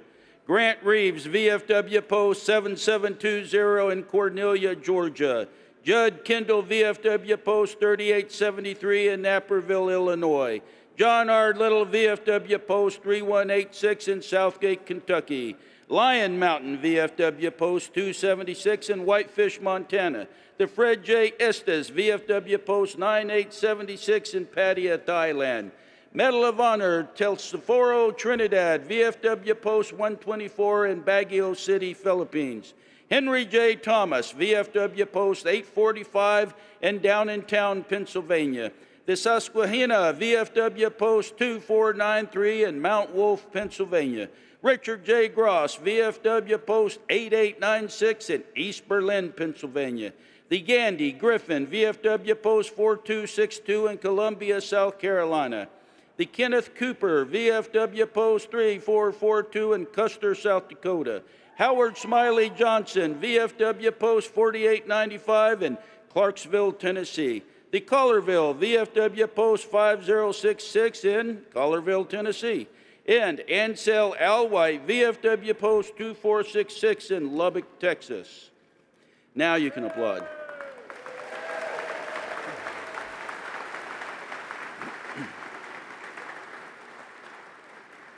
All right, we're going to move on to the 50 mark, so hold your applause. With 50 Legacy Life members, the James Jarrett Brown VFW Post 8385 in Kingsland, Georgia. The Pless Jackson Medal of Honor VFW Post 2667 in Noonan, Georgia. And the Charles R. Nabel VFW Post 494 in Chrystal, Minnesota. Go for it.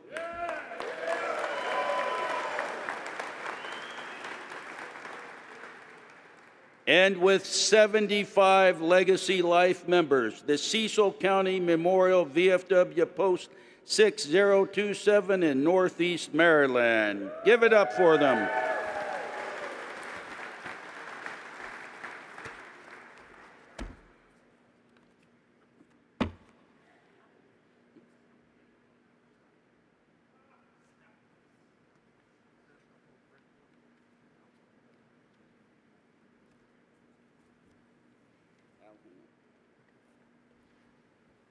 Real fast, I have a very important announcement. If you are on the Veterans Service Committee, they will reconvene at 10 a.m. in Union Station C, as we had an amendment to the resolution submitted in proper form. So if you are on the Veterans Service Committee, you will reconvene at 10 a.m. in Union Station C. Thank you, Chief. The 600 series, for those of you who are going by numbers, take your shoes off. 1, 2, 3, 4, 5, 6.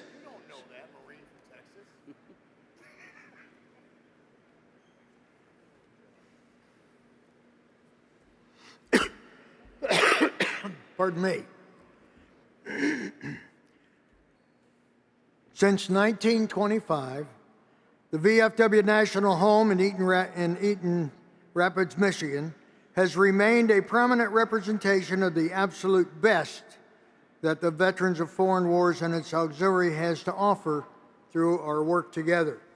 This morning, We are honored to be joined by three exceptional individuals: National Home Board President Jerry Blake, Executive Director Mike Wilson, and most importantly, our 2025 Buddy Poppy child, Lachlan. Lachlan lives in the New Hampshire house at the National Home with his mom, dad, three brothers, and their dog, Nora. This fall, he'll be entering the 7th grade. A big fan of reading, Lachlan especially enjoys comics and novels, with Harry Potter being his favorite series. He enjoys collecting Funko Pops, playing soccer, and listening to music. His favorite band is the Dave Matthews Band, and he's already been to 5 of their concerts. In fact, he says that going to concerts is his favorite thing to do in the whole world. Lachlan stays busy at the National Home, taking sewing lessons, drum lessons, and playing the piano. His favorite family activity is visiting Cedar Point. Living at the National Home means a great deal to him. He says it's a very special place, a community where he feels supported and connected. His father served in the United States Army for 6 years, deploying for 1 year to Afghanistan. His uncle and great-grandfather served in the Army as well. Lachlan says he's very proud to come from a family that has helped protect our country. As you can see, Lachlan is a bright, talented, and truly exceptional young man. Let's give our friends at the National Home a big, warm welcome.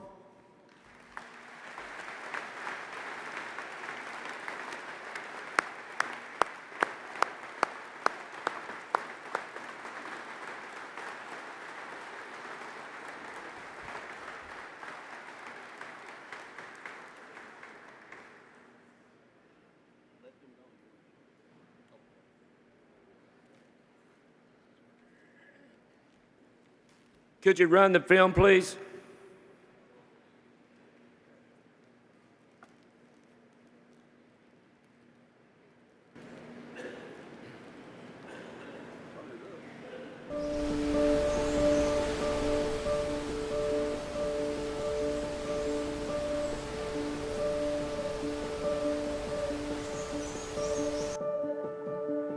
The home is such a unique experience and a unique place that we should be screaming it from the rooftop. This is the kind of things that need support. These are the kind of programs that actually work and actually affect the change that we want to see in communities. Our next story takes us to Eaton Rapids, Michigan. Eaton Rapids is the site of the Veterans of Foreign Wars home. The home has been in existence since 1925 and is a fully equipped community. 1925. This is when it all began. New York had become the world's largest city. Automobiles, radio, and electricity were sweeping the country. And casualties from World War I had created a need to help orphans, widows, and families that the war had left behind. There weren't a lot of benefits back then, and so widows were left with nothing.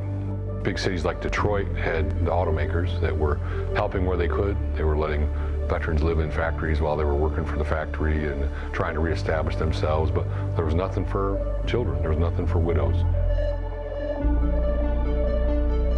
The veterans came back and the VA facilities were deplorable. They had bugs in their beds. All of the veterans from World War I had lice, so that's why they had cooties. And so at night, the soldiers would pick the lice out of their uniforms. They would crawl up the seams, so they would end up pulling the lice out of their seams of their wool uniforms. Critical to combat is the ability to communicate, because that's where your support comes from. You don't think about fear. What you think about is survival. The thought of being in the shoes of any homeless veteran, their widow, and family deeply bothered a passionate woman who worked for the VFW Department of Michigan and cared deeply about its mantra, honor the dead by helping the living. Amy Ross was a very passionate young lady that saw these veterans struggling and suffering. and she just felt like there was something that needed to be done. In the meantime, the Military Order of the Cootie was creating this grand plan to create some type of a home or some type of establishment where those children and mothers could go and live. We came up with the concept of the National Home in 1923, but we didn't have the funding to do it. We didn't know where we wanted to do it. A couple of years later, the VFW came up and said, yeah, we want to do this. So they took the idea that the MOC had and they ran with it. Along comes Corey Spencer, an owner of a 472-acre cattle farm in Michigan. He offered the land up to the state of Michigan, and together the state, the National VFW organization, and the Military Order of the Cootie established the VFW National Home. The National Home is one of the biggest secrets that we have in our organization. We as members know about it, and we understand what it's all about. Very few people outside of the state of Michigan understand that this is a place where veterans from all over the United States can go and get help that they need. When I was 10 years old, we had some unfortunate things happen in my family, and we ended up being homeless. My mother's friend told her about a place called the VFW National Home. She applied, and we ended up moving into the Wisconsin house. It was the first time that I had real stability in my childhood. I was 12. My father died of a cerebral hemorrhage in 1964. And in 1966, the best move for us was to come out here as a family. There was kind of a change, but I ended up meeting some very good friends of mine, and the home became home. When I went into service, I was 19 years old. On July the 3rd, when I got out, the guidance I got was, don't let the door hit you in the ass on the way out. That was my transition. And so now it's getting much better. So every military member's transition is different, and not everybody struggles, but some do. When you come home from the military, depending on how long you were gone, you feel like a stranger in your own home. After being in the military, he kind of lost who he was. So moving here, I think, gave him like a relief of feeling like he doesn't have to be going all the time. Like he can take a second and he can enjoy, the things and everything around him. The military does a great job of creating soldiers, sailors, Marines, and airmen. That's their job. That's what they do. What they don't do is they don't create good veterans. That's the VFW's job. That's the VFW National Home's job. That's what we do.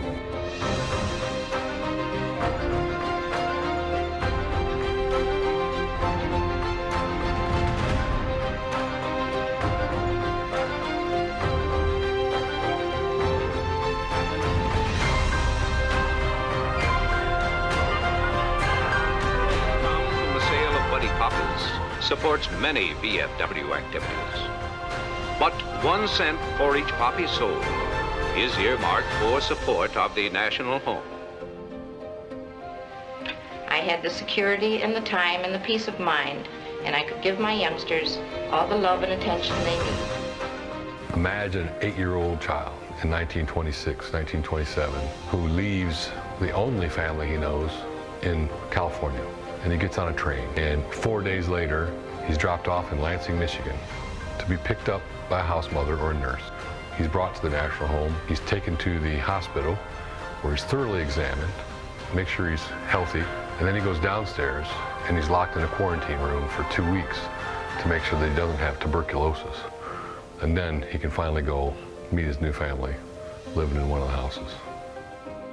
Early on, kids were taken care of by a house mother.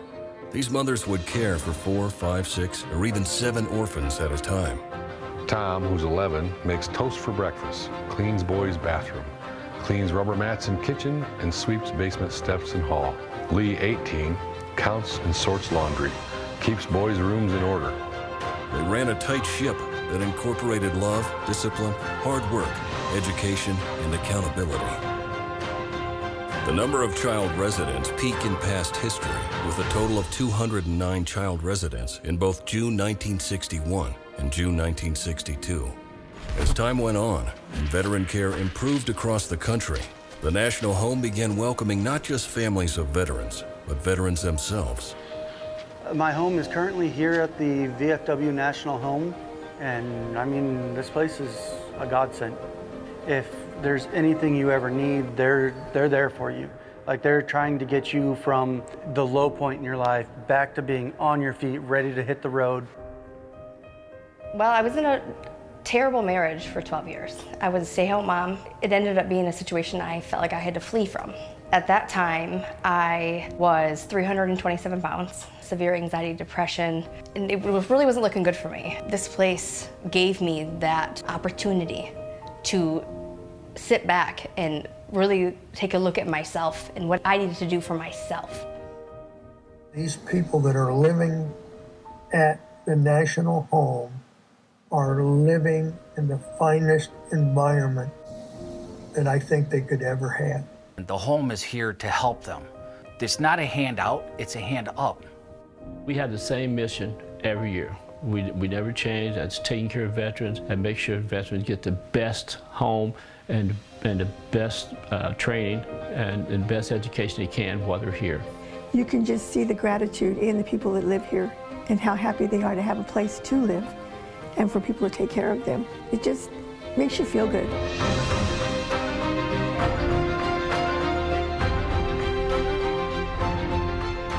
The unusual thing about this community is that there are very few adult men.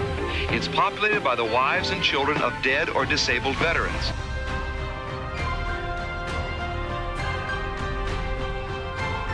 The team is captained by a 17-year-old veteran named Lincoln Burton. We're going to have a structure, and they're going to set it on fire. The firefighters were the kids. All the boys that were here at the home were firefighters. I was 13, and then it became a lifetime career.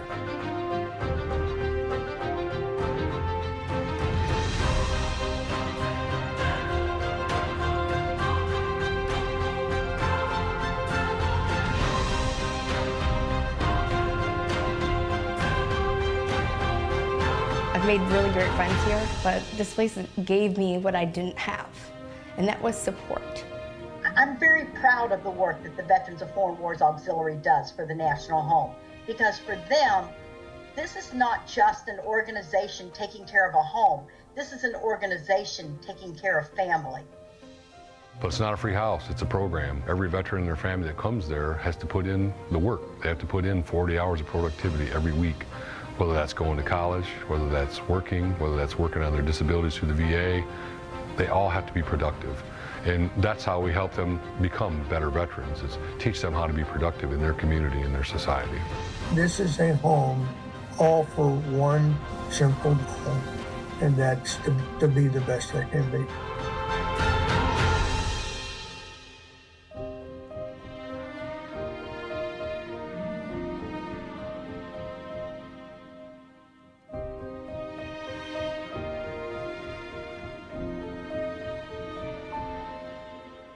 The mission created by our forefathers has evolved over the past 100 years, but the commitment of the VFW National Home and all of its supporters and donors has not.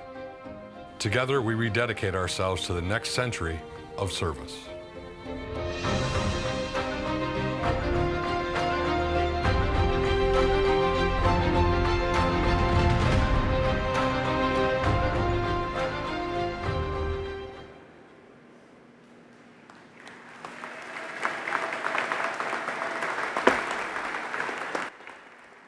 Very gripping video.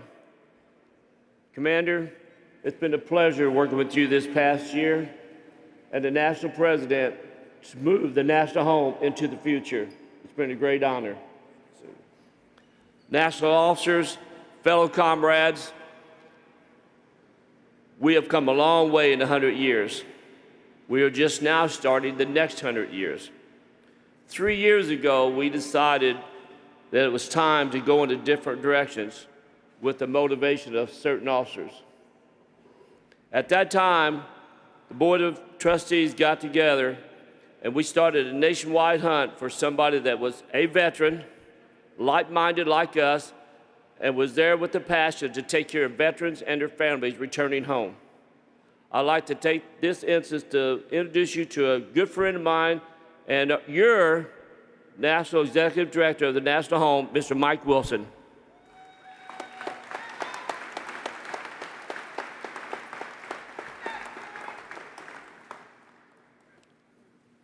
got a note here somewhere, but first of all, Commander Lipphardt, national leaders, thank you all once again for letting us be here. We appreciate you so much. We appreciate all you do for the VFW National Home.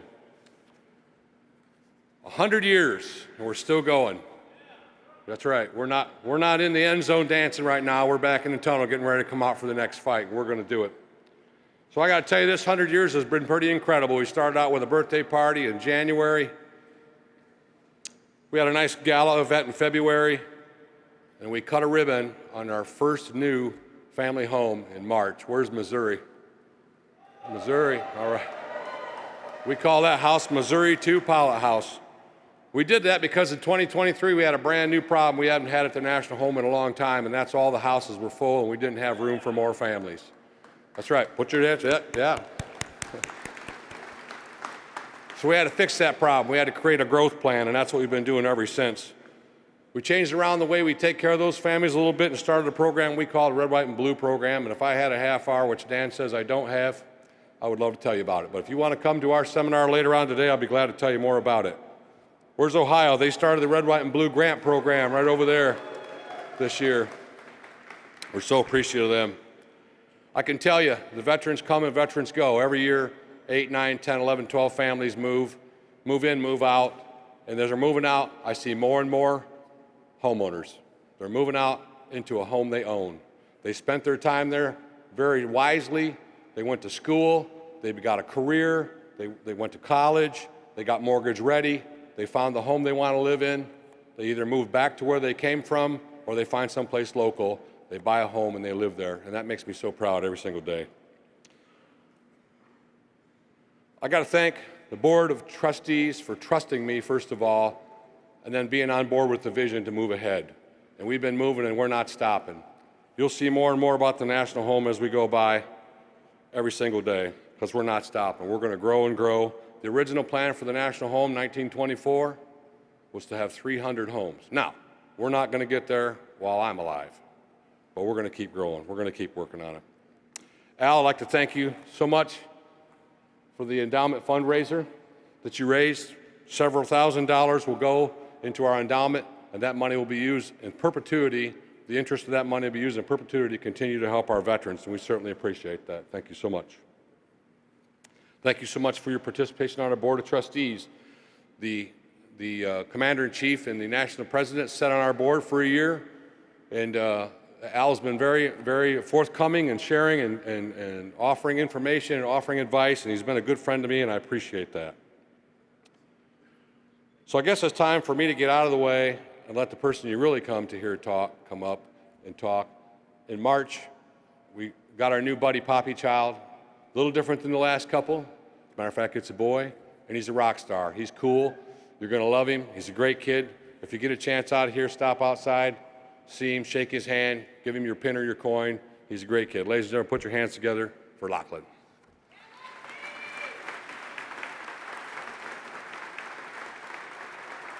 Make sure it doesn't fall off in there, okay?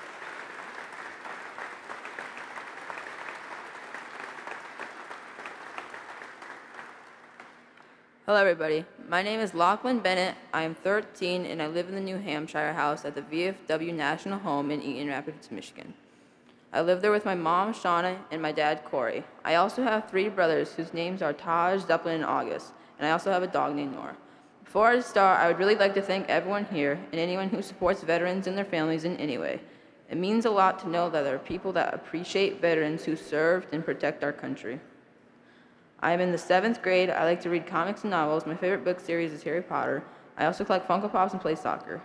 I love to listen to music. My favorite band is the Dave Matthews Band. I have been to 5 of their shows so far. I love to go to concerts. It's my favorite thing in the world to do.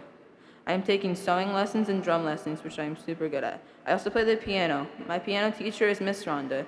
She's the best piano teacher ever. She is so nice to everyone. I don't think I could have asked for a better teacher. I am thankful for the VFW National Home because they offer so many extra after-school activities for everyone to be a part of. If it wasn't for the VFW National Home, I wouldn't know I was good at any of these things. When I moved up to Michigan, I missed my friends, my neighborhood, and my community. It wasn't until I moved into the VFW that I felt like I was a part of a community again. That's one reason the VFW is so special to me. Another reason is that I love to go to the state days with people from different states. I love to help by serving soft serve ice cream and cleaning afterwards because it is so cool to see veterans from different states come to one place to have fun and play games. The VFW National Home always thinks of creative ways to have fun during the summer when school is out. They do fun daily trips and activities for the kids on campus. For example, taking us swimming into the library, but my favorite activity would have to be going to Cedar Point. I rode my first roller coaster and my family had so much fun. My father served in the Army for 6 years. He did 1 year deployment in Afghanistan. My uncle Kyle also served in the Army. He served for 4 years and was deployed to Iraq for 1 year. My great-grandpa also served in the Army for 4 years. I am very proud to come from a military family and to know people in my family protected the USA. On behalf of every family that has had the privilege to live at the VFW National Home, we thank each and every one of you for your support to veterans and their families. It's an honor to represent the VFW National Home and be the Buddy Poppy child for one year.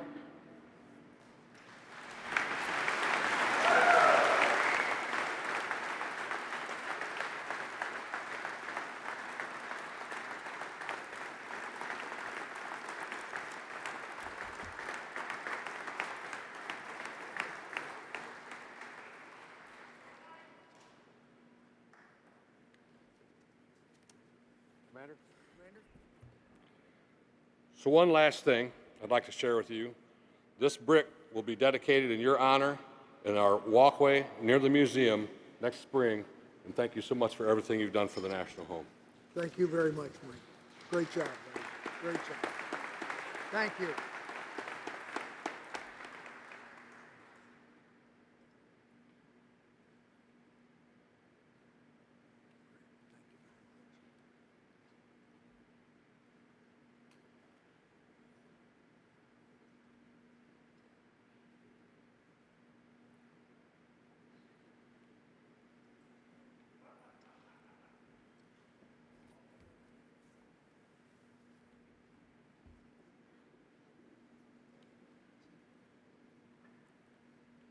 VFW Life member Victor Letourneaut served 20 years in the United States Marine Corps,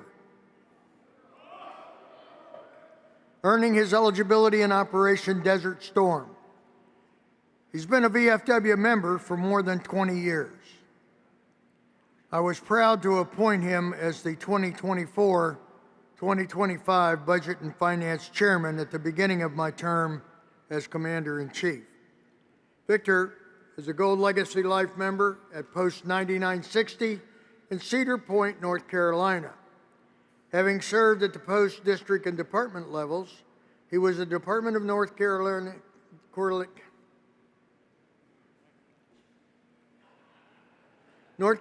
Commander in 2020-2021, where he achieved All-American status. Victor was an integral part of my leadership team and someone I could count on for advice and counsel. I'm honored to present him with this Commander-in-Chief Gold Medal of Merit.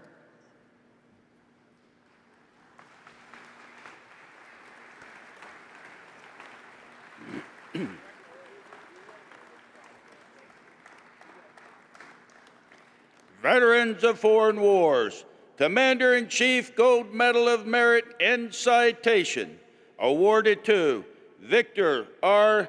Letourneaut, Budget and Finance Chairman, National Council of Administration, VFW Post 9960, Department of North Carolina, and last in appreciation and spirited recognition of his unyielding dedication and stalwart service to the veterans of foreign wars of the United States. His commitment to service combined with his forward-thinking approach and dynamic leadership style has justly earned him the respect of his peers and that of the veterans, service members, and military families served throughout his many leadership roles within the VFW.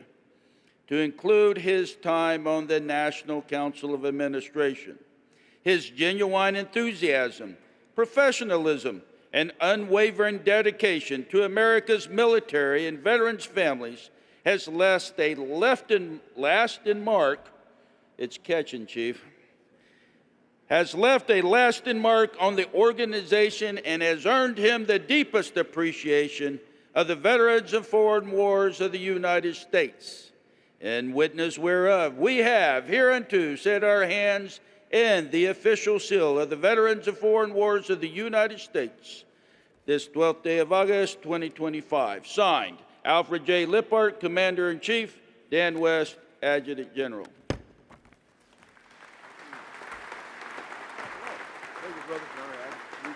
No worries.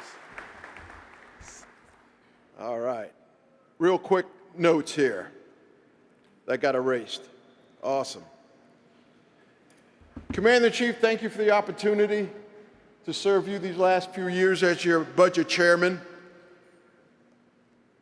I would not be standing here if it wasn't for my own department of North Carolina. We've continuously proved to demonstrate and put forth leaders to this organization. We will continue to do that. So again, thank you. Also to my auxiliary, a personal note, please say a prayer for my current auxiliary, President Ann Holmes, who spent the last 3 nights in the hospital here locally. We're thinking of you, Anna, and get well soon. I'm a Cuban immigrant, came to this country at the age of 5.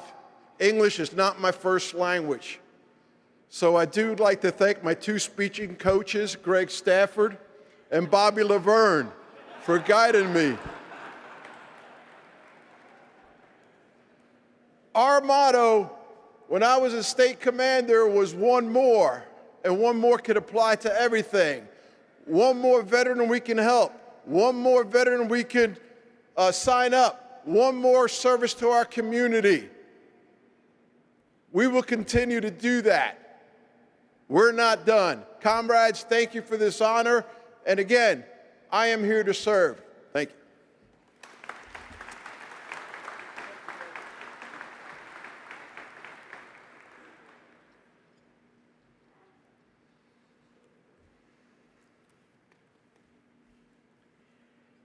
Teachers are the very foundation of a free and civic-minded society. And when our educators are committed to teaching patriotism and Americanism to their students, those students grow up to be responsible, world-changing leaders. In our effort to celebrate the work these patriotic and dutiful teachers do every day in their classroom, it brings me great pleasure to introduce the 2025 National Citizenship Education Teacher of the Year, representing grades K to 5, Tim Smitty of Staunton, Illinois. Smitty was chosen for his passion and work promoting patriotism and his deep respect for our nation's veterans and military service, shown through his annual hourly program called the Patriot Club, featuring a full color guard with ceremonial rifles, posting the colors, a full honor guard posting the POW MIA flag, and the posting of all military branch flags, along with the respective military hymns. The Patriot Club has performed annually for 24 years and is a favorite among students, community members, and veterans. He spends months organizing the program, training his students to aptly perform the responsibilities of a color guard, every year growing and expanding the program to ensure the service and sacrifice of all local military members and veterans are remembered and honored. Please join me in welcoming Tim Smitty, sponsored by VFW Post 1241 in Staunton, Illinois. Back behind you here. Okay.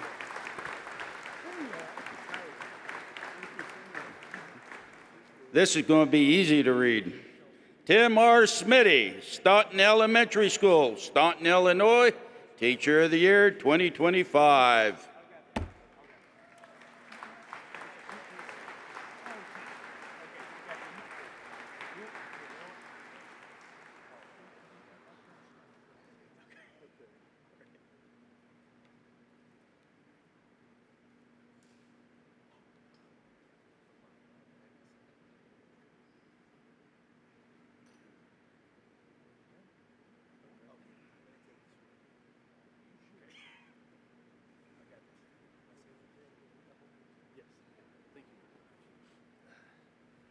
Good morning, everyone. I didn't really know I was supposed to speak very much other than say thank you. So I am going to talk a little bit about our Patriot Club. 24 years ago, I decided to form a club. My professor, when I was working on my master's degree, helped me to search for a program that would be about patriotism. And we couldn't find one out there that was appropriate for 10-year-olds.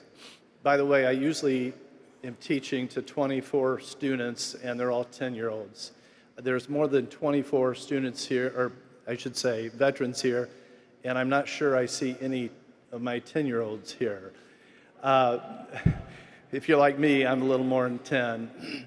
But our Patriot Club focused on a couple of areas. First of all, patriotism was one of the biggest things that we taught in many different ways.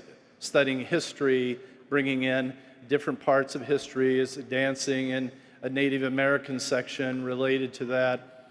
And of course, our own color guard, our own band. We have just about everything you can imagine. And the reaction of our kids was unbelievable. We had about 88 in 5th grade this last time. Every one of them with the same shirts that we purchased for them. Every one of them with the same colored shorts or pants that we purchased for them. It was all funded by individuals like you, veterans. And that's important to me. My family, my dad, who's passed away last year, was in the United States Navy.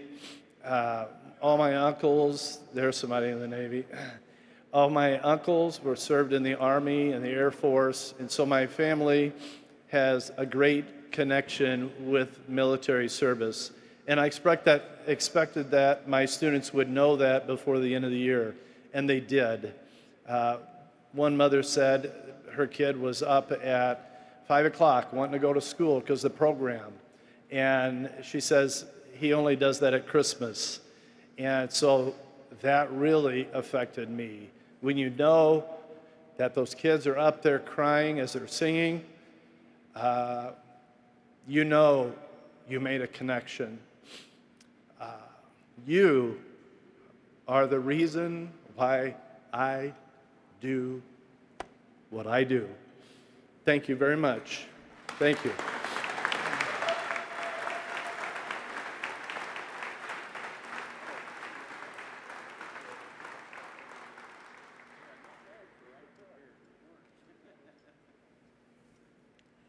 Next, I'm very pleased to introduce the 2025 National Citizenship Education Teacher of the Year.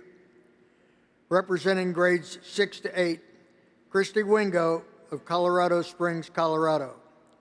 Wingo was chosen for her continued efforts to prepare responsible citizens while encouraging a strong passion for STEM and fostering an atmosphere that values hard work, collaboration, and bettering local communities. As a member of the Space Foundation's International Teacher Liaisons Group, she uses space-related educational programs and practical resources in the classroom. Wingo also works to bolster education on cybersecurity, biomedical engineering, machine learning, and robotics. She is also working on bringing hands-on models, rocketry projects to the school to further inspire her students. Please join me in welcoming Christy Wingo, who is sponsored by VFW Post 7829 in Monument, Colorado.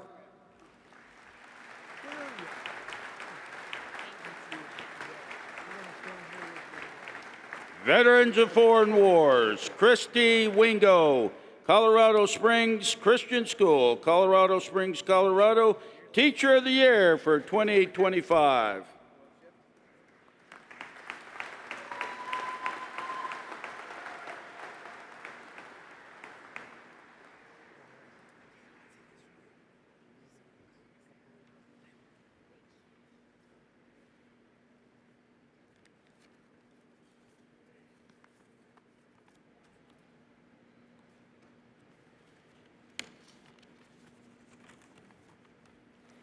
It is truly an honor to be recognized today.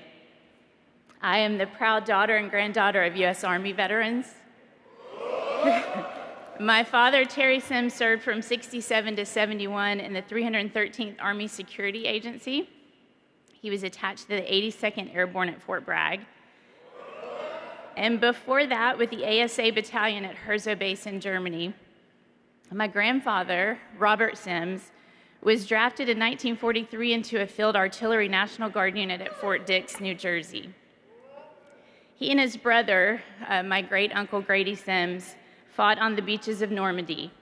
I know they would be proud to see me standing here among you all today. Believe it or not, I did not start out as a middle school teacher. I have an aerospace engineering degree from Auburn and worked as a Boeing engineer on the Space Shuttle program and later on the Air Force E-4B program before I became a teacher. I often joke that I left my career in aerospace to become a teacher because rocket science wasn't challenging enough. And it's true in a lot of ways. As our students face new challenges, so do the teachers. Given my engineering background, I guess it makes sense that I teach math and science. I developed a series of classes for Colorado Springs Christian School called STEM. STEM stands for Science, Technology, Engineering, and Math.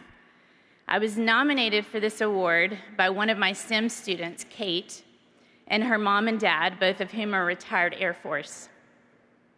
In STEM class, my students are given various engineering challenges to complete. For example, to build a tower out of only newspaper and tape that's as tall as possible, as light as possible, and can hold as much weight as possible. So we study structures and bridges and civil engineers for a little bit, and then they get to work in teams of usually 2 to 4 students to try and create the best tower that they possibly can. In STEM, we focus on the engineering design process, and students learn, sometimes for the first time, that failure is as much a part of the process as success. We focus on learning from failure and not giving up. So while we study academic things like structural loading, the forces of flight, and computer programming, the outcomes that I focus on are resilience and grit, both hallmarks of all of the veterans that I know. I am blessed to serve this next generation of innovators and community leaders, and I am deeply grateful for all of the ways that the VFW continues to love and support both students and teachers. It is truly an honor to receive this award from you all today. Thank you.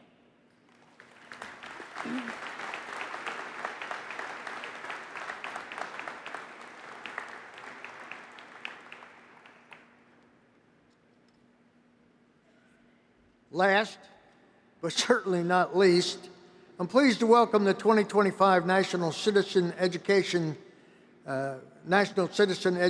Teacher of the Year, representing grades 9 to 12, Nicole Petrosillo of West Milford, New Jersey.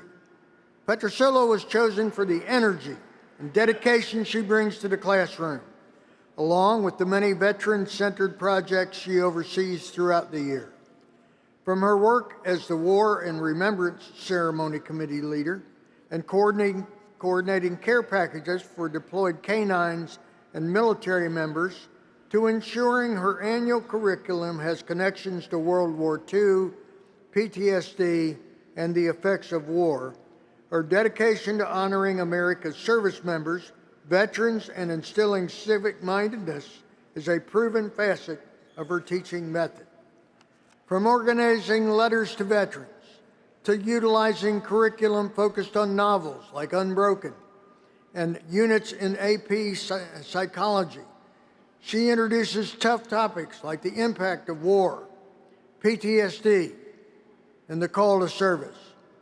This whole body approach helps her students gain a comprehensive understanding of the sacrifices made by service members, veterans, and their families. Please join me in welcoming Nicole Petrosillo, sponsored by VFW Post 7198 in Hewitt, New Jersey.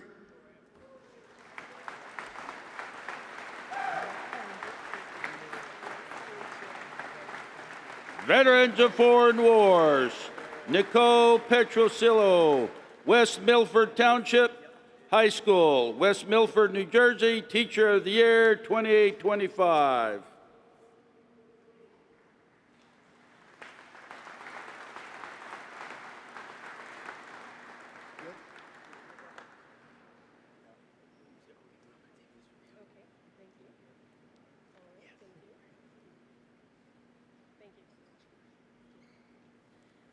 A lot of people. Thank you so much for this great honor and the distinguished privilege to represent West Milford, New Jersey as your VFW State and National Teacher of the Year. This by far is the achievement of my lifetime. Thank you to Rudy and our West Milford VFW Post 7198 Commander, Bill Johnson, a member, John Trojanowski, Pat Lockman, Mike Dotson, Pat Joyner, Scott Card, and some of the other gentlemen I have come to know through our local War and Remembrance Day who nominated me for this award, and to Wanacue Post 6765 Auxiliary, where I'm a lifetime member. I'm proud, yes. I'm so proud to have become part of your platoon, so to speak. Hooah. Congratulations to the other recipients, and thank you, veterans, for you represent the best of patriotism and citizenship. Thank you to my family for your love and continued support in all I do, even though my endeavors often mean time away from you. To my mom and dad and daughter who traveled here in person, to my husband and twin boys cheering me on in their high adventure scout trip in Canada, and my oldest who is wishing me well from cadet leadership training after just finishing advanced camp at Fort Knox not even 2 weeks ago. I have a few words, but I'm going to try to speed them up. When I was a little girl, my mom and dad used to set up the slideshow projector in the living room. I know I'm showing my age, but there's nothing like the nostalgia of clicking through the little whirly thing going around and seeing pictures projected on a wall instead of on a tiny screen. Anyway, we would click through the slides, and my brother and I saw pictures of my then 21-year-old father in his Air Force uniform posed by one of the jets he used to work on.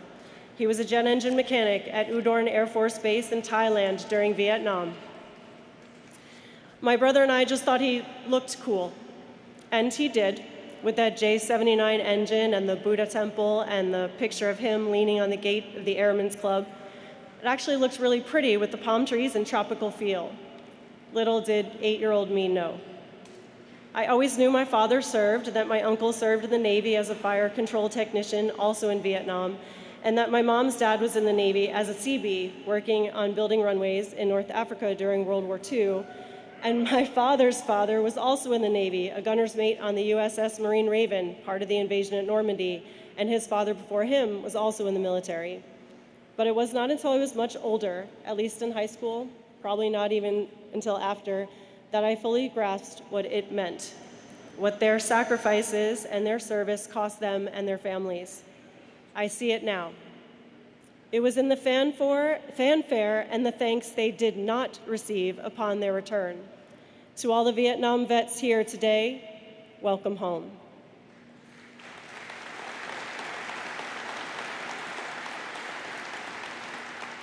It was in the loss of their brothers and sisters in arms, nearly 41,000 during Vietnam alone. It's in my father's neuropathy from exposure to Agent Orange. I get it now. I definitely get it now. Especially the first time I saw my own son in his Army fatigues, and when I pinned on his air assault school wings on him at graduation, although I failed the blood punch. Don't tell anyone. And I heard of his experiences at Fort Knox. Trust me, I get it now. I'm one very proud mama and a nervous one as well, as he will start off into active duty in just under a year, but don't tell anyone I'm nervous about that either. It's not enough for me to understand the sacrifices that you, our brave men and women in uniform, have made. It's for my students to understand. I fully grasp the role I have as an educator today. I acknowledge the broader platform I have and the opportunity that's been afforded to me to make a difference in ensuring that children today understand their role and their duties in patriotism, democracy, and citizenship in their local community and in broader scopes. I know that in my 25 years of teaching, I've influenced the lives of give or take 3,000 kids, and it's my duty, my obligation, and my honor to utilize this platform I have to ensure that students who cross my path know how crucial and how valuable our military members are, how essential it is to honor you, our veterans, and those serving now, their sacrifices and their roles in preserving our American freedoms and our democracy, because you are the ones who chose duty, honor, and country. With so many previous generations having passed on and with VFW numbers declining, it's even more important that kids today do not forget, that kids hear your stories, know what their forefathers endured. They need to be aware of what it was like for the men and women who fought on the front lines or worked in countless other ways during World War II, the Korean War, the Vietnam War, the Persian Gulf War, Operation Enduring Freedom, the global war on terrorism, the wars in Afghanistan and Iraq, Operation Inherent Resolve, amongst others. Apologies for any I did not name. They should know of those who were not welcomed home as heroes, but who instead were spit on and called names. These children were not born when 9/11 occurred. They do not know of the great sorrows we felt or the tragedy of that day, the pain and suffering we endured watching the towers fall. But they will also never know of the great unity that rose from such horror, the patriotism with which our nation swelled, and how we were all Americans after 9/11, how we banded together, and how a fractured nation began to heal. I do. That was the beginning of my second year in the classroom as a teacher. And I saw my students' faces as they learned of the attacks so close to our home where we worked and where their parents worked, and they looked to me for guidance. I will never forget, and we will never forget, but they need to learn. If teachers do not use our classrooms to grab hold of moments, not to just teach English or psychology, but to also teach of the enduring spirit of patriotism and the passion of serving, and the call to greater good of defending freedom and our nation, and indeed of something more than oneself, it is a great loss. It is not only a misstep on the teacher's part, it is a detriment to their students and to this generation. So while yes, I do happen to have a particular connection to veterans due to my own family's history and the future through my own son in the Army and potentially a Department of Defense aerospace engineer daughter, if you have any connections, you can see me at the side of the stage on the way out. Those who have served and those who are currently serving should not just be a passion of mine, it should be something about which all Americans and all teachers are passionate. And so I challenge anyone here today to teach the younger generation their civic responsibilities, that the students should be involved in their communities and organizations within their schools. They should be informed about issues that affect them and others around them. They should defend the weak, be honorable, engage in selfless service, respect others and their differences, and live with integrity. I challenge them to walk with passion, but also kindness, to lift others up, to be good Americans, because if they do not, all of the freedoms afforded to them by you, the men and women in uniform from the past or today, who fought to protect those very freedoms and values, mean nothing. So I thank all of you again for this great honor and for naming me as your high school teacher of the year. I accept the call and strive to answer it by continuing my work in educating our youth. But in my eyes and in my heart, it only matters because you all were brave enough to answer the call, courageous enough and patriotic enough and American enough to be the first ones to answer that call. So I thank you all for this great honor and for your service.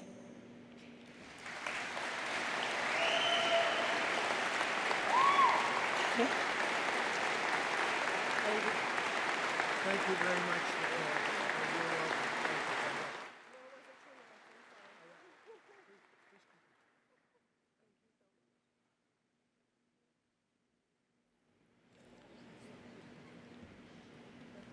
Our next guest served as a submariner. Okay. I'm Army, okay? I'm infantry, okay? I'm good with one-syllable words. Two syllables are sometimes a challenge. Our next guest served as a submariner and diver in the United States Navy, deploying multiple times around the globe in support of the global war on terrorism. Since being appointed President and CEO of Student Veterans of America in 2016, Jared Lyons has worked tirelessly to build critical partnerships, including the strong relationship between SVA and the VFW. His leadership continues to ensure that America's service members and veterans have the tools and support they need to succeed in higher education. SVA's vision is one we proudly share: to see all veterans thrive in higher education, achieve their academic goals, and transition into a meaningful career. For more than a decade, the VFW and SVA have partnered through the VFW-SVA Legislative Fellowship Program, which empowers student veterans and VFW members to bring their voices to Capitol Hill. Please join me in welcoming an exceptional leader, passionate advocate, and proud VFW Life member of Post 3308 in Tallahassee, Florida, Mr. Jared Lyon.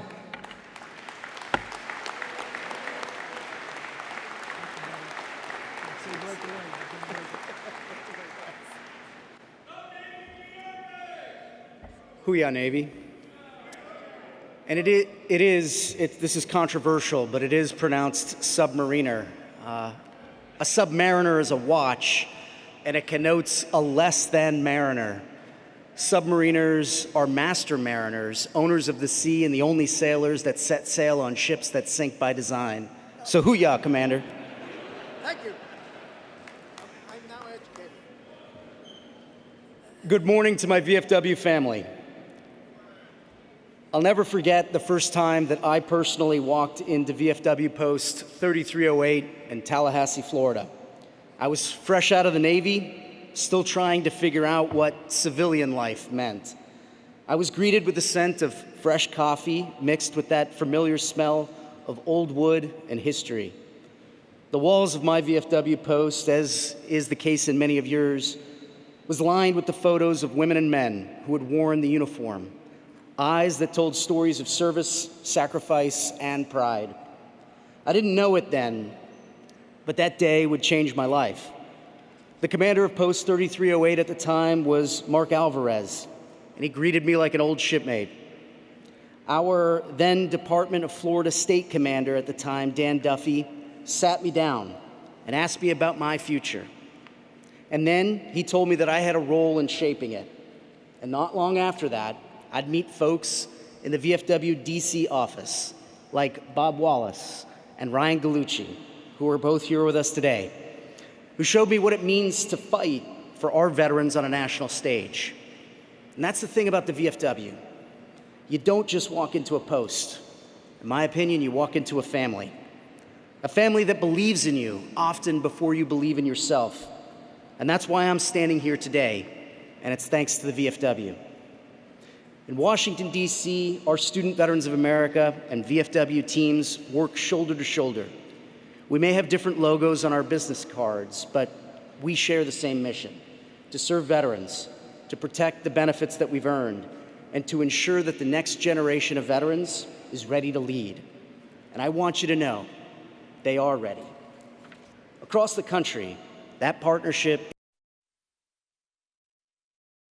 in Columbus and in communities like it, SVA chapters and VFW posts are teaming up in ways that change lives. You're mentoring student veterans who might not yet see in themselves the leaders that we know they are. You're co-hosting events, raising funds, and building belonging for veterans on campus and in local communities nationwide.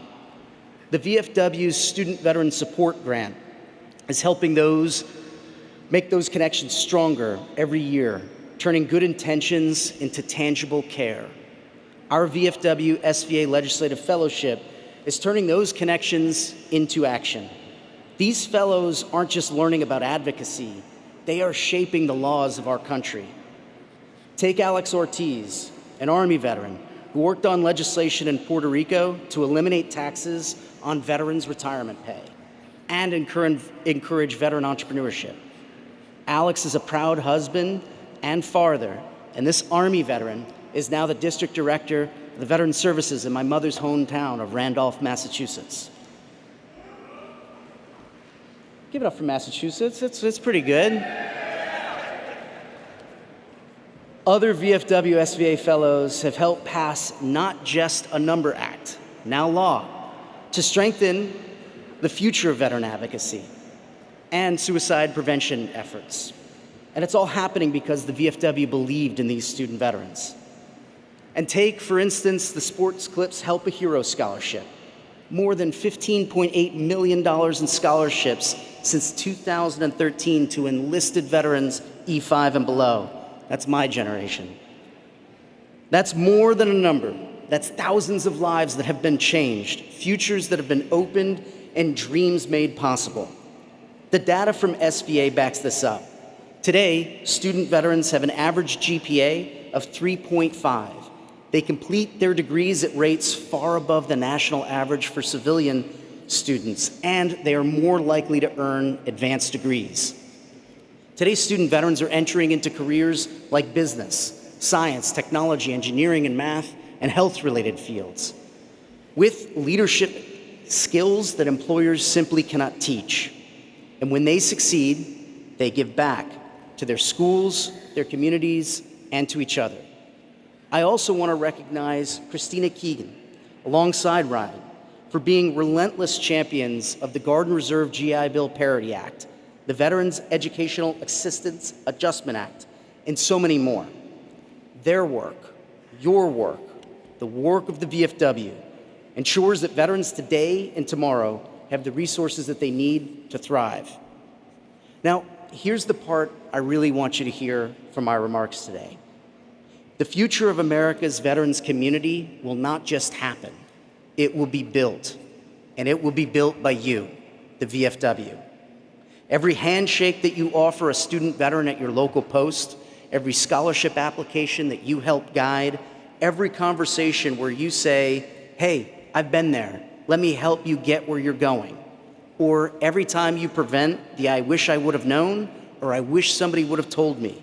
That's the moment that the torch gets passed.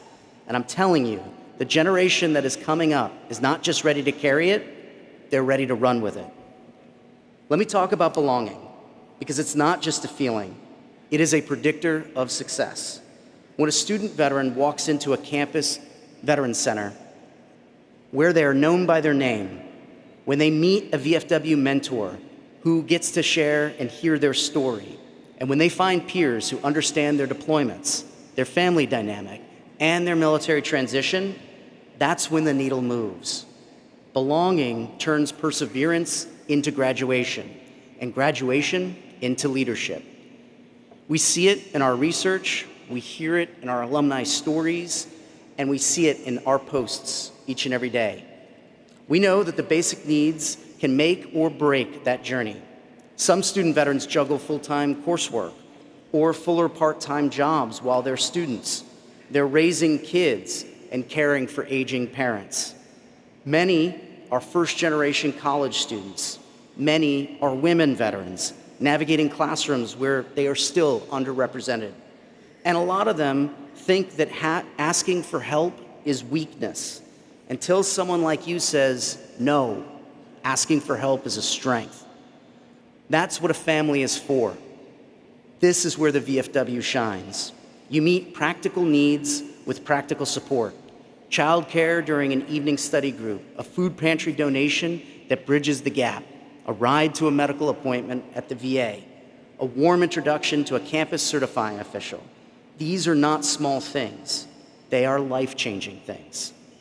Thanks to a recent investment from Google, SVA is expanding our policy work at the state level and providing training opportunities in cybersecurity, data analytics, and artificial intelligence, skills that will shape the workforce of tomorrow. We're integrating these tools into chapter advising and workforce readiness, and we're hosting roundtables across 11 states to identify gaps from service to college to meaningful employment. But none of that matters if we don't have what you bring: the wisdom, the mentorship, and the living proof that veterans take care of veterans. Let me say something plainly about the VFW. You are our nation's memory and its conscience. When a veteran files a claim, it's often a VA-accredited advocate sitting at the kitchen table, turning a stack of paperwork into a path to care.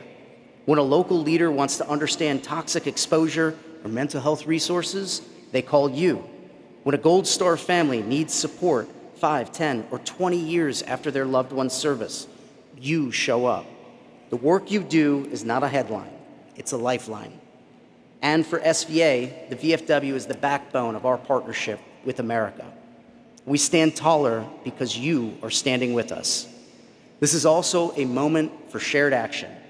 Here's the invitation that I'm extending to every VFW post commander and auxiliary presidents here today. Adopt an SVA chapter. Pick one community college, or a four-year school, or a vocational program within driving distance of your post. Reach out to the SVA chapter. Offer your post for networking night. Host a resume boot camp with your local employers. Pair one auxiliary leader with a student veteran parent who might need child care support. If every post does this one thing with one campus this fall, we'll feel it nationwide and grow the membership of the VFW. And while we're at it, help us spread the word. The VFW SVA Legislative Fellowship is open now for applications. Tap that young leader in your post, or that one student veteran that you know on campus, the one who sees a problem and wants to fix it. Encourage them to apply before the deadline. This is how we recruit the next Ryan Gallucci, or Christina Keegan, or Tammy Bartlett. The next generation is ready to serve in a different uniform. On policy, you know as well as I do that the details matter. Whether it's the GI Bill parity or Garter Reserve, or making sure the book stipend reflects real costs of today's college students, or ensuring that the VA implements court decisions quickly and clearly, we are most effective when we are aligned, persistent, and united. And that's what our partnership looks like. Not noise, but results. And let me bring it back to belonging and to identity. Veterans are not a problem to be solved. We are an asset to be invested in. On campuses, in the workforce, and in civic life, veterans are looking for a starting line, and we're ready to build families, companies, nonprofits, and communities worthy of the country that we served. And when a VFW member says, "You belong here, and we've got your back," that simple sentence can be the difference between feeling alone and leaning forward. To the auxiliary, thank you for what often seems like others miss. You bring together care networks that quietly carry families through the hardest seasons. You organize, raise funds, and you tend to the soul of our veteran community. SVA is grateful for you. Student veterans, many of them are spouses and parents, are grateful to you too. To our post commanders, thank you for stewarding the tradition and the standard. And to every VFW member, thank you for showing up after your military service ended. To the national staff and leaders, thank you for your steady hand and your partnership with SVA. Because when we work together in Washington, I can tell you that your VFW staff is strong, principled, and effective.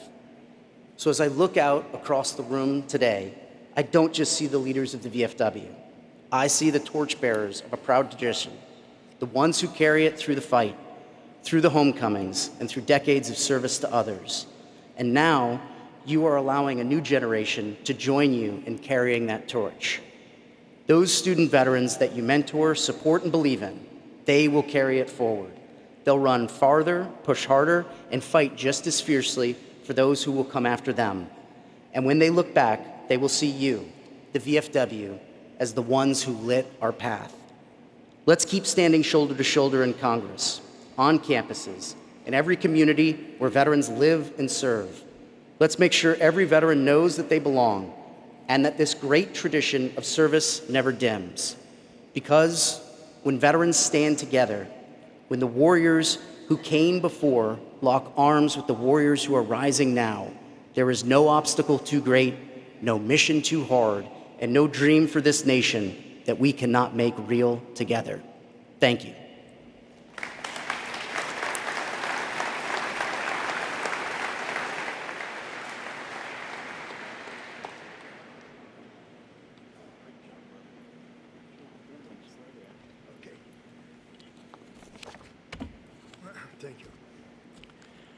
I'm pleased to introduce our next guest, a man who has served the VFW for nearly 2 decades and someone I consider a true friend. I was proud to appoint him as the 2024-2025 National Inspector General at the beginning of my term as Commander-in-Chief.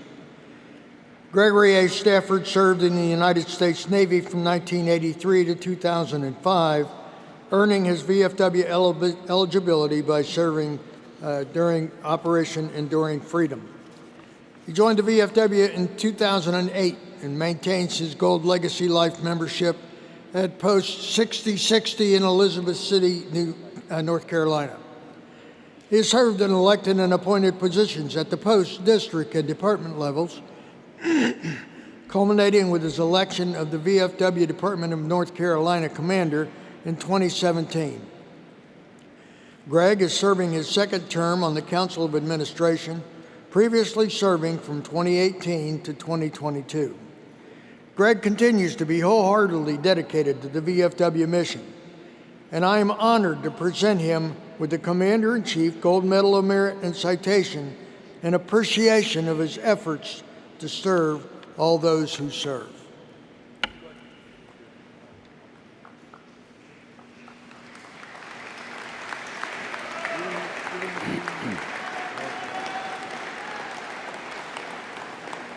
Veterans of Foreign Wars, Commander-in-Chief Gold Medal of Merit and Citation, awarded to Gregory A. Stafford, Inspector General, National Council of Administration, VFW Post 6060, Department of North Carolina, and grateful recognition of his outstanding service and dedication as National Inspector General of the Veterans of Foreign Wars of the United States.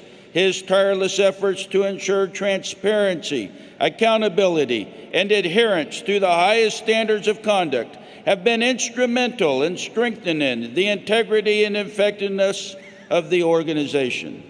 Through vigilant oversight, professional audits, and steadfast leadership, he has upheld the trust placed in him and has been a driving force in maintaining the credibility and operational excellence of the VFW.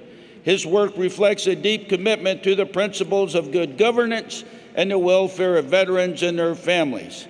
As a Gold Legacy Life member of VFW Post 6060 and a member of the National Council of Administration, his service has been marked by honor, diligence, and an unwavering pursuit of organizational integrity.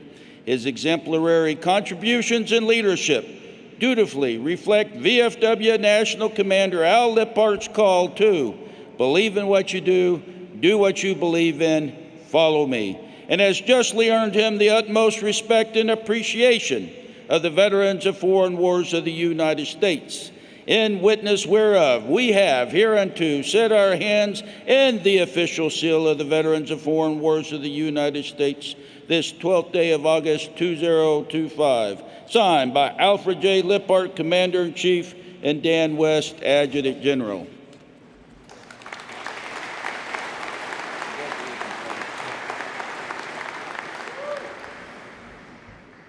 Dan said my remarks had to be short and sweet.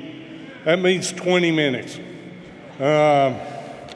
Anytime that you get an award at any level in the VFW or the military, it's not an individual award, it's a team award. First of all, I'd like to thank my post for supporting me over the years, the A-Team, the Department of North Carolina, the Southern Conference, the national staff for assisting me with the navigation of Dan West's travel guides.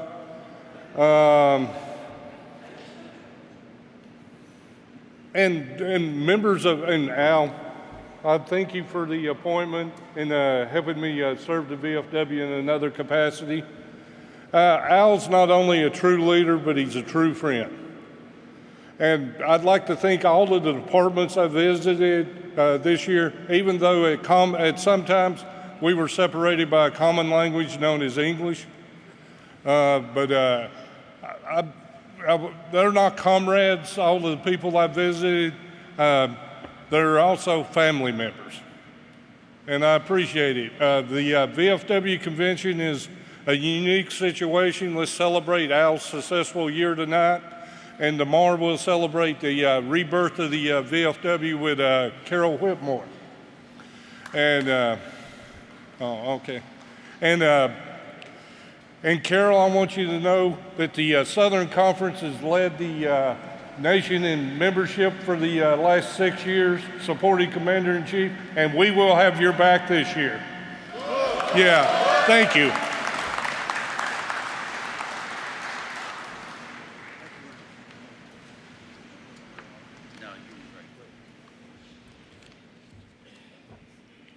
For nearly 30 years, the VFW Foundation has worked tirelessly alongside the VFW to provide our programs the financial support needed to help ensure our nation's service members, veterans, and the military families we serve continue to receive meaningful assistance and support from the VFW. Mike DeRosa, VFW Foundation's board chairman, is no stranger to the VFW or our convention stage.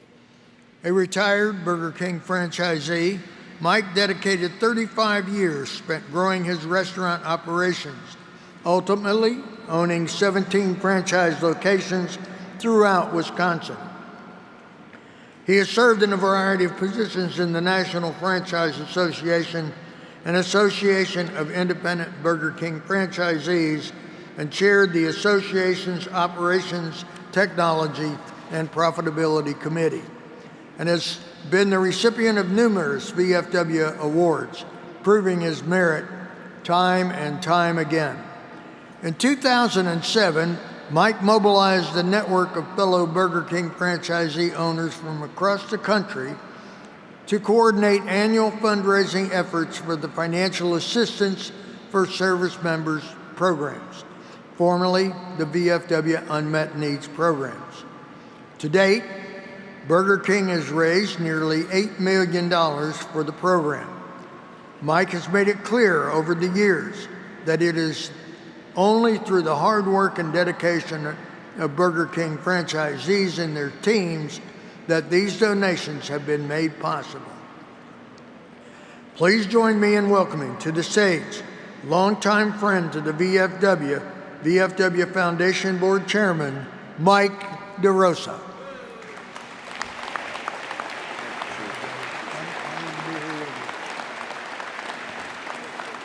Thank you. Thank you, Chief, and good morning, VFW. The last time I addressed you was about 2 years ago in Phoenix. And while I know most of you remember exactly what I said, there's probably 2 or 3 of you that have forgotten. So I will refresh your memory. A quick review. To either side of the stage, there's big signs, and on those signs are logos. Those are the logos of our donors and our sponsors for this convention, the people that the VFW foundations work with to basically, we get money from them. That's good, because that's good for you. And in Phoenix, I asked you to be a force multiplier for us, to take the 1 million members of the VFW, the 400,000 members of the auxiliary, and support our vendors, our sponsor donators. And you did it. So after 2 years, I'm here to say, hey, thank you very much. 2 things. We're still getting lots of money, and nobody's leaving, and I consider that a real plus. In our new, thank you. The new executive director, he's not new to you guys, but as the executive director of the foundation, Hal Roach, he's new to the foundation in that position. He claims that watch those signs grow. So count them now, how many logos are there, and see if Hal comes through and puts a few more on there for next year. Now, another thing that you're not going to believe, and you're going to help me because you are not only a force multiplier, but you're sort of a secret force for me. You're not going to believe this, though. When I have to go in and talk to a corporation and ask for money, and I say, Mike DeRosa is here, could I see the CEO? They don't always have me come in real quickly. They don't know who the heck Mike DeRosa is, or anybody on our staff. But if I say the magic words, Mike DeRosa of the VFW Foundation, that's the difference. You're the secret key that gets us into places that we would normally not be able to get to. And it's because of this. It's because of the reputation of this organization.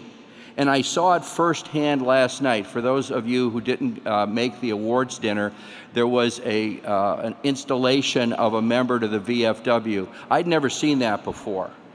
And it really impressed me, the dedication that you have, the commitment you have to this organization. It was almost like a very sacred event, and I think it earns that, and you all earned it.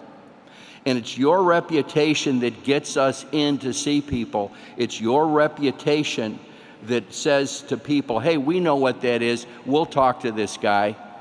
And you have had that reputation now for 126 years, and I know you will carry that reputation proudly for another 126. So now, let me get back to my roots, and that's Burger King. I want to introduce a very special Burger King franchisee, Jordan Drury. Now, if you're staying in a Drury hotel, that one isn't his, but it's in the family, okay? So his cousins own them, so if there's a problem, let Jordan know. He'll tell the family at Thanksgiving dinner. Jordan, though, is a third-generation Burger King franchisee. His grandfather started with Burger King in 1972. 53 years of running Burger King restaurants. 53 years in a cutthroat restaurant industry is incredible, and to have 3 generations do it is even better. So since Jordan has been with helping the franchisees and helping the VFW Foundation, and by the way, we just went our 19th year of fundraising for the foundation. Next May it'll be 20, so I never thought I'd get there, but it'll be 20 years. Jordan and his teams have raised $328,507. So today, the VFW would like to honor him with a certificate of appreciation.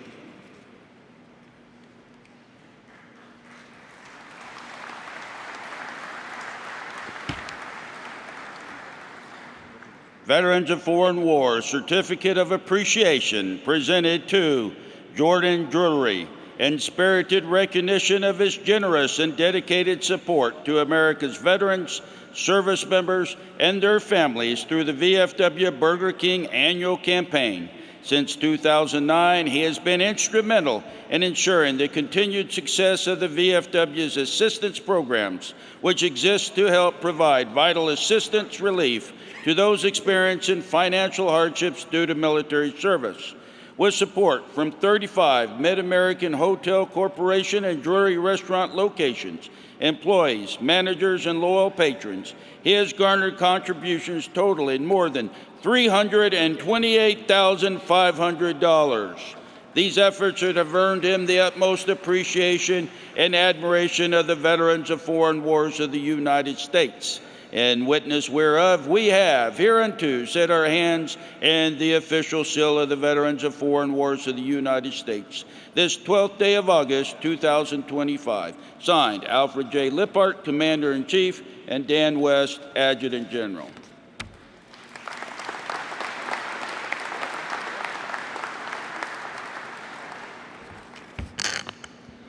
Well, first I want to say as far as volunteers go, there's no one that works harder for this organization than Mr. Mike DeRosa. He is a true champion of the VFW, and he deserves our thanks. I also want to say that there is not enough brisket at Buc-ee's to get me onto a damn submarine. So I kind of enjoy air, you know. Good morning. Where's Missouri? Shout out to Missouri. So, Mr. Mike already said a little bit about me, but I'm very honored to be here. I'm humbled. As he said, since 2007, Burger King franchisees have raised more than $8 million for the VFW. And I can tell you from working with these men and women for the last 20 years that they certainly don't do it for recognition, and we do it because it is the right thing to do. Because when our veterans come home from war, they shouldn't have to fight another battle just to get the help that so many of us desperately need. Burger King is proud to stand with the VFW. We're proud to serve those who have served us, and we're just getting started. To every VFW member and auxiliary member here today, thank you for your service, your sacrifice, and your continued support of our efforts. It's an honor to be your partner in making a difference for those in our community who deserve it the most. And I truly believe, in my humble opinion, that you deserve it the most. I would like to personally thank Mr. Dan West, Hal Roche, Mike DeRosa, and my fellow board members. I'd also like to thank the VFW staff who work so tirelessly to make sure that every day is Veterans Day.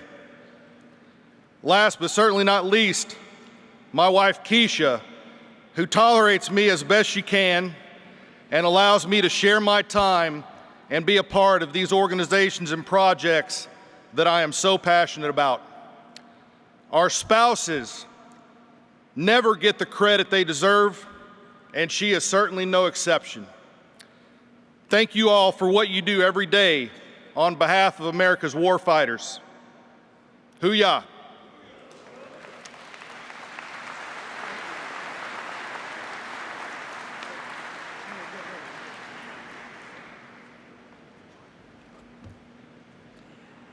Our next speaker is an individual whose lifelong dedication to service, both in and out of uniform, exemplifies the value we hold dear in this great organization. The Honorable Stephen Simmons currently serves as the Deputy Assistant Secretary of Defense for Military Community and Family Policy.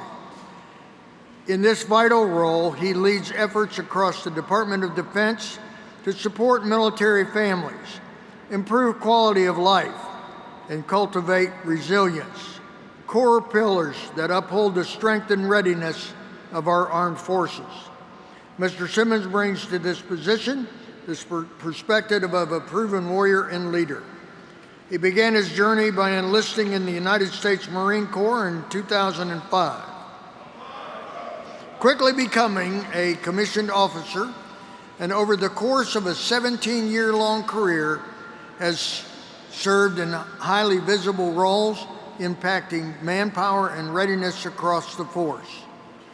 He transitioned from the Marine Corps into the private sector in 2022, but his commitment to service didn't end. He continued to advocate for veterans and military families through his work with the Walk the Talk Foundation, championing policy reform to support those who wear and have worn the uniform. Today, Mr. Simmons brings his expertise, passion for service, an unwavering advocacy for the military community to the Department of Defense. Please join me in giving a warm welcome to our stage, the Honorable Stephen Simmons.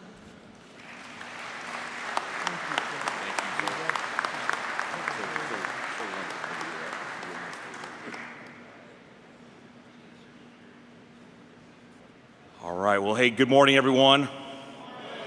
Where are my Marines at? All right, I can tell the gunny put an extra cup of black coffee in y'all's coffee cup this morning, so I appreciate the warm welcome. Hey, before I begin, I want to extend my sincere thanks to the VFW. Commander-in-Chief Al Lipphardt, thank you, sir, for letting me come spend a little bit of time with you this morning. And just thank you all for the leadership and dedication to the veteran community at large, and for ultimately the opportunity for me to be here today. It's an honor to be standing before this group of patriots, men and women, old, young, who answer the call to serve and continue to serve. Your commitment shows that service does not end when you hang up the uniform, but it's lifelong, and service continues after that uniform's hung up, because we are all united in our service to our great nation. Growing up, I looked up to the family members in my life. Military service is often a family affair, and for those that did not come from a military background in their family, as soon as you joined, welcome to the family. Some of my fondest memories are sitting beside my grandfather at VFW Post 3280 in Clovis, New Mexico. I think New Mexico's hiding behind the pillar out there. Hoorah!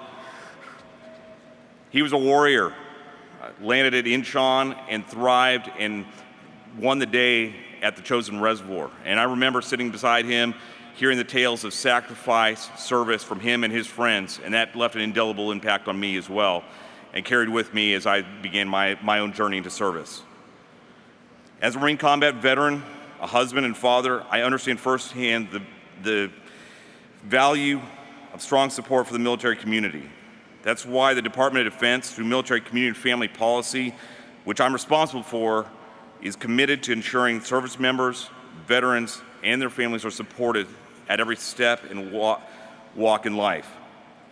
The BFW supports that enduring support for warfighters, and the Defense Department deeply values the partnership we share with you, honoring and serving those who have worn the uniform. At the Department of Defense, our #1 priority is to ensure America's military men and women are ready and able to fight and win battles. This commitment is the foundation for everything we do. Whether on the battlefield, at home, or in the communities where our service members and their families live, we are restoring the warrior ethos in everything we do. That dedication extends beyond active duty. It drives our efforts to ensure the well-being of service members, veterans, and their families at every stage of their journey. Our mission is straightforward but essential.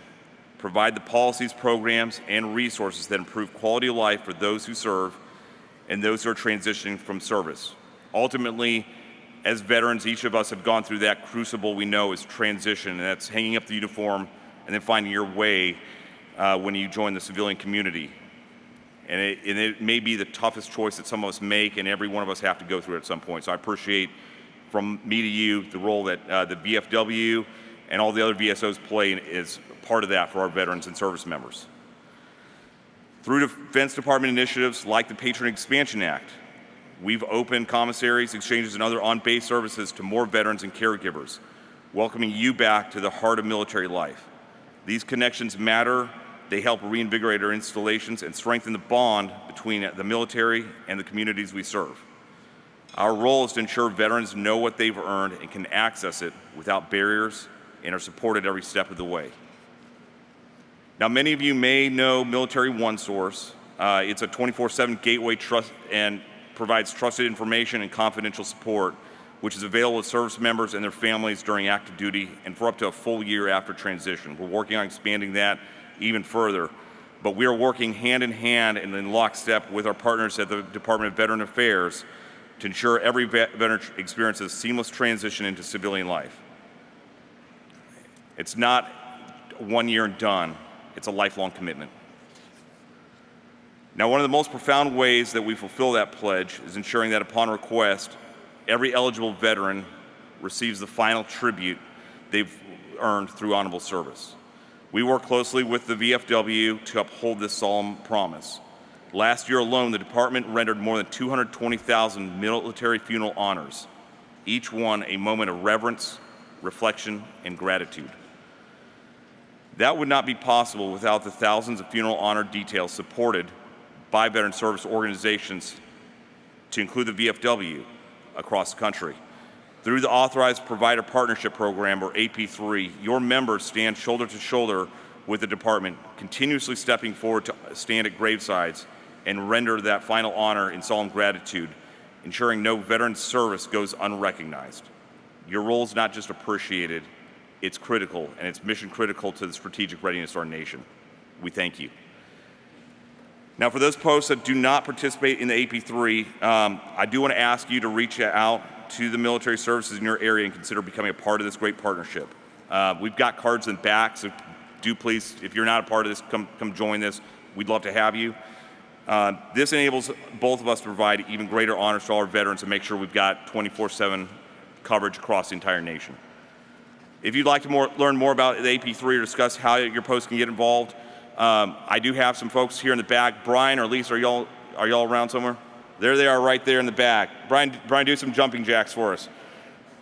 There we go. So reach out to them. If you haven't talked to them already, I encourage you to please do so today. They'd be more than happy to talk to you about AP3 or any of the other services we render for veterans.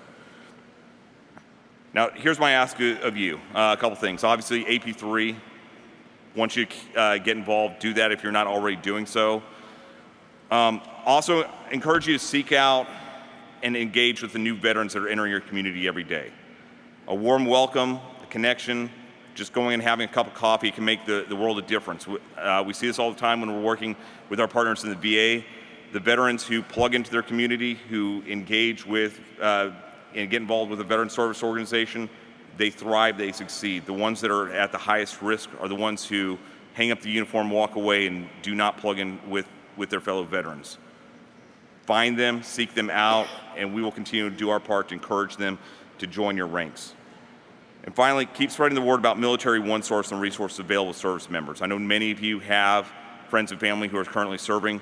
Make sure they're using that resource, plugging into it. We're making massive improvements to that every day.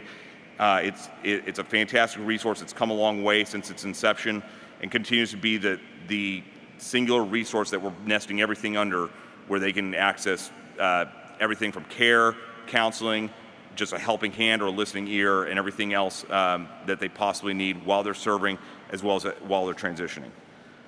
Your voice carries weight in your communities. When you share information, veterans do listen. So I encourage you, you have a voice, use that voice, use it for good, and continue to sound off for everything that veterans need and for the needs of our currently serving militaries. At the department, we're not just focused on the next 4 years, we're focused on the next 40. That means investing in every stage of service, from recruitment, retirement, the youth who will soon raise their right hand and join our ranks, as well as ensuring when the uniform comes off. Commitment remains throughout. So on behalf of the Military, Community, and Family Policy team and the entire Department of Defense, thank you for the work you do every day to honor, support, and stand with us and their families. Thank you for letting me be here today, and Semper Fidelis. Hoorah.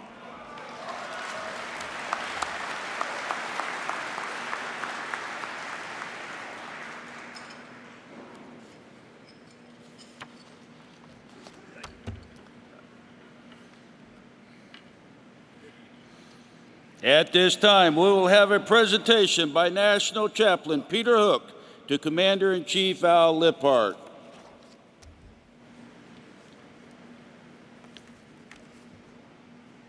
The Chapel of 4 Chaplains in Philadelphia, Pennsylvania, is pleased to present the Legion of Honor Bronze Medallion Award to our Commander-in-Chief, Al Lipphardt. In recognition, Al, of your exceptional lifetime of service to all people, especially to our nation's veterans.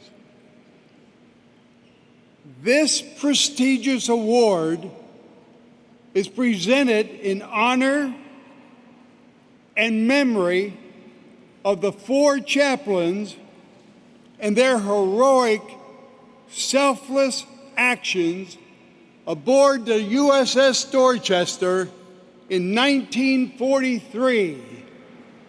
As the ship was sinking, they encouraged those aboard the ship.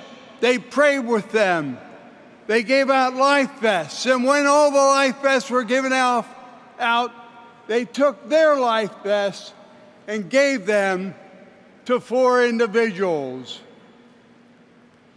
And the 4 chaplains perished as the Dorchester sank. In the same way, our VFW chaplains exist to serve veterans and their families in the same selfless service. Chief Lipphardt, your unwavering leadership, tireless volunteerism, and dedication to service stand as a shining example and enduring inspiration to all of us who are part of this great organization. Congratulations on receiving this award. Stay right there.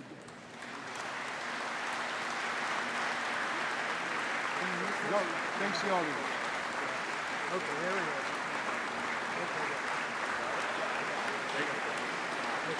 This is the only one I'm going to be in. Okay, good. Thank you.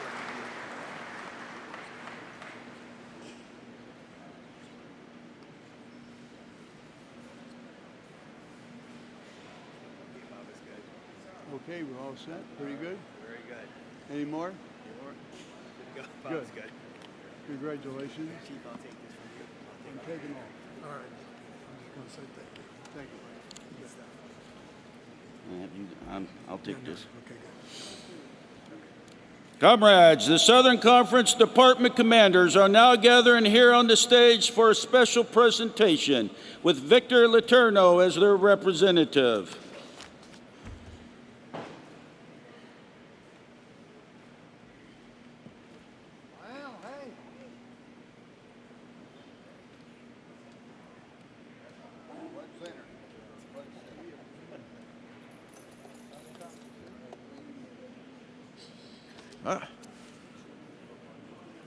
Good morning again.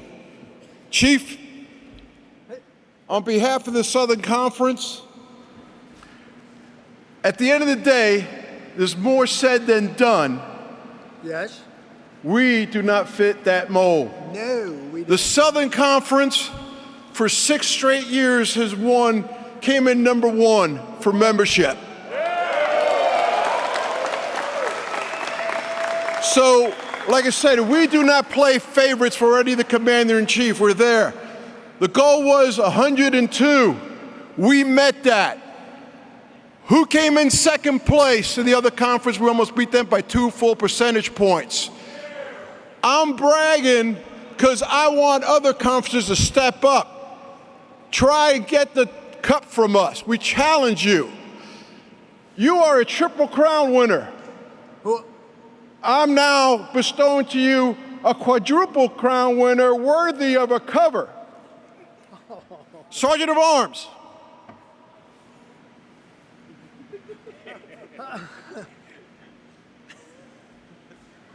Wow. This noggin is being presented to our Commander-in-Chief from the Southern Conference, achieving 102 in membership. You are now an All-American also. Can you do this again, Dick, over here? Would you cap him again? For the cameras? All right. We're going to cap him again for cameras. Cap him again for the cameras.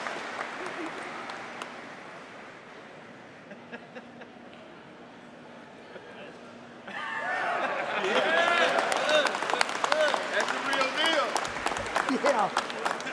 I have to tell you, this reminds me of when I was first elected as a Junior Vice Commander-in-Chief. I got a call from one of our administrative assistants who takes such good care of us, Miss Betty Frankie, and she said, what's your hat size? I said, I'm not sure I understand the question. She said, what's your head size? I said, it's the same as it always was. It didn't get any bigger. Evidently it did. I am so proud to receive this, even though it looks a little silly, but I'm very proud the Southern Conference took the challenge of 102%, and they met the challenge. They exceeded the challenge. Comrades, stop setting a limit to yourselves. Let's stop being 101%. Let's stop being 102%. Let's stop being 120%. Let's just be the best that we can be. Yeah. Don't stop.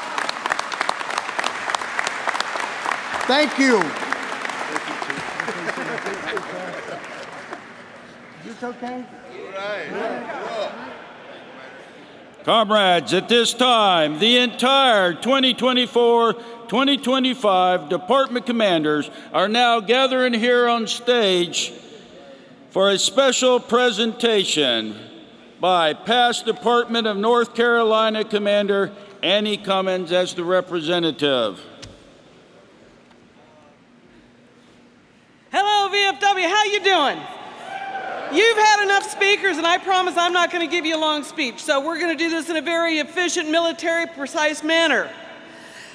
These commanders behind me, these men and women, have given until they feel great, Commander-in-Chief.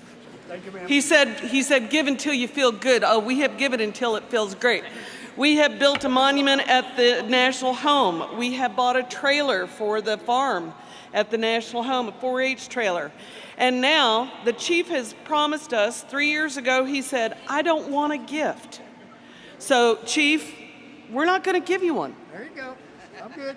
However, we are going to give something in the chief's name, something very near and dear to all of us, and that is a gift to the One Tribe Foundation. And we named ourselves the 2425 Team Tribe for all of these commanders, and they have given until they feel awesome. But now we have collected again among ourselves over $6,050 that I have in my hand throughout the last 3 years. And I'm going to challenge all of you to give until you feel as good as we do. And in a very military and precise manner, please come up and donate. We're giving this money to the One Tribe Foundation to help with suicide prevention.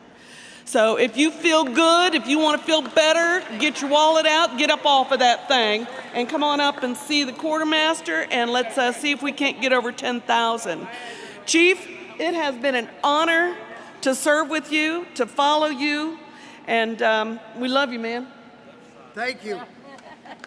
Thank you. I love you too.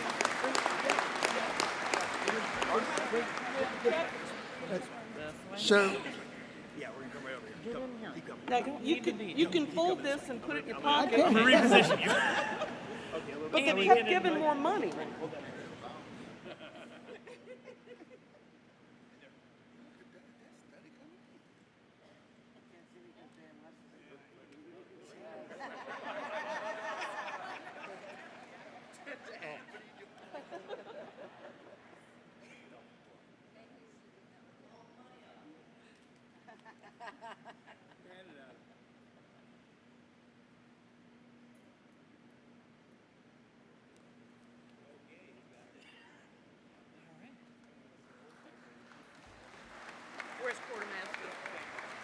Excellent, thank you. to these commanders, I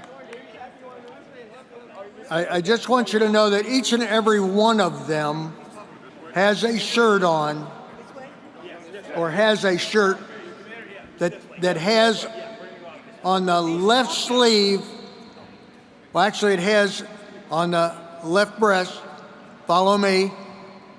Look at the left sleeve, it says, follow me. Look at the right sleeve, it says, follow me. Look at the back of the shirt, and it says, follow me. No matter which direction they turn, they lead and have led. I could not be more proud, not only of these commanders, but of you as a group for what you have done. But again, as an old coach, I'm asking you, we got one more play. Let's keep playing. Don't stop. Thank you very much. God bless you.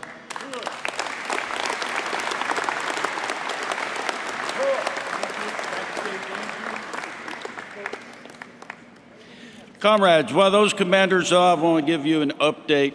So we have a hard stop at 12:45. We're going to go back into approval of the 600 series. That committee has met and they are back with their recommendations. I know we have the bylaws still coming up, so we're projected based off of what we are hearing that that's going to take more than 12:45. So we're going to have a hard stop at 12:45. We will reconvene back at 2:30 p.m. for anything that we haven't finished by that time. Is everybody good with that?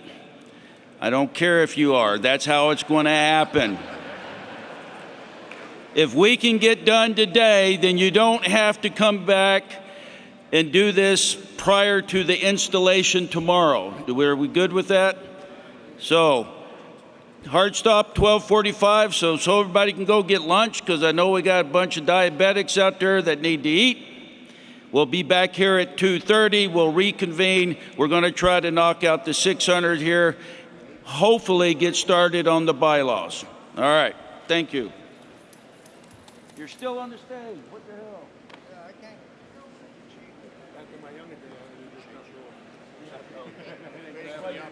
Somebody could say that about you, Dan.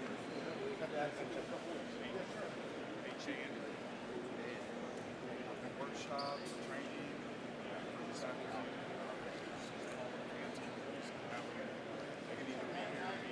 Right.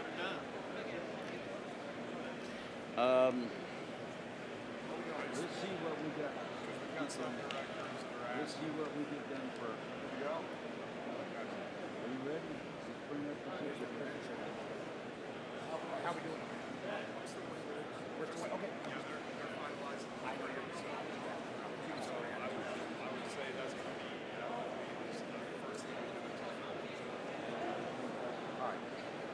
I would like, then that's fine. I'd like to make that motion. That way it's done. Yeah. Yep. And then I'll make that motion. And that way. Necessarily a chance to correct any more issues. As soon as I get the voice out of this, I'll go ahead and transition that way. They can get them, and they'll have from 12:45 to 2:30. But registration closes at 10. Right. So before he gets up there, let me get that motion.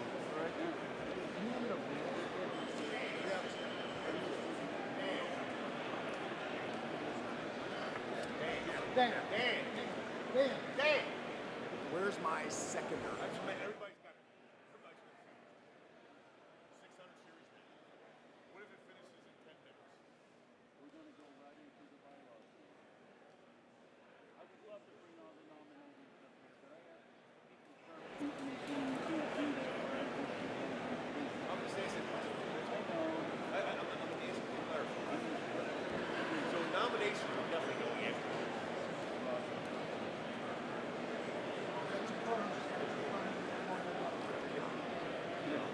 And bylaw, is this 600 series?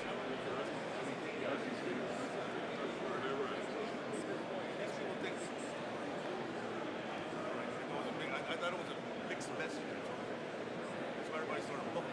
When are we reconvening? No. Oh, hold on. We're not there right now. Huh? That's what I'm saying. We're reconvening right now. Don't leave, don't leave, don't leave, don't leave. Right. I'm going to do a credentials update and a motion. Comrades that are leaving the hall, we are not done. Please spread that word. We are not stopping till 12:45. If you're leaving now, where we're going to be doing important votes on the 600 series and quite possibly the bylaws. So somebody use that inside or outside voice and yell down the hall for all those that have left. We are going to continue with our business till 12:45. That includes voting on some of these resolutions and hopefully getting into some of the bylaw changes. We will stop at 12:45. At that time, we will reconvene at 2:30 if we have any unfinished business at that time. Thank you.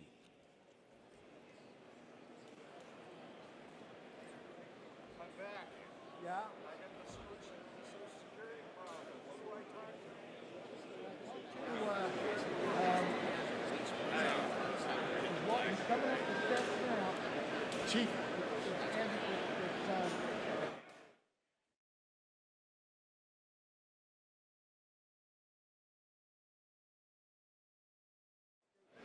Yeah.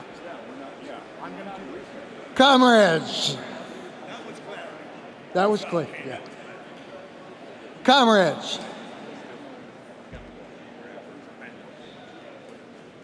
I ask our judge advocate, the Credentials Committee, to come give us an update on our delegate strength.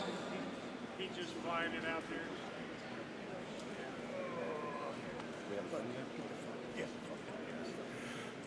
Good afternoon, comrades. I've missed you. The latest update on the credentials is we should have the final reports. Department commanders, on behalf of myself as the credentials chairman and our staff that's working very hard behind the scenes, thank you for your cooperation. Thank you so much. You're the reason that we're able to function. So on behalf of all of us, thank you. With that, I will have another credentials update shortly. In the meantime, Comrade Commander-in-Chief, I move to suspend rule number 11 of the convention rules, in which the department commanders, in which the previous day's numbers count, and I would move to strike that rule. Microphone 3. Microphone 3. Is this on? Comrade Commander Dave Walden, Department of Texas Commander. He twisted my arm, so I'd like to second the motion of the Judge Advocate. Thank you for volunteering to do that. I'll speak first on discussion. Discussion, I'm going to call on. All right. Comrades, the reason we're doing this is because with the reporting, the rules call for us to cut it off at 4 p.m. and your delegate strength today is based on the cutoff yesterday at 4 p.m. That's our rules. We need to suspend this because we're going to pull them ASAP, so you have a live delegate strength vote. This is being done because anybody who knows me knows that I will always side with the members over big VFW. You know what I mean by that. So in the interest of our members, the members' voice is the reason I'm making this motion. And thank you, Dave, for having your arm twisted. Any other discussion? Is there any other discussion? Any other discussion?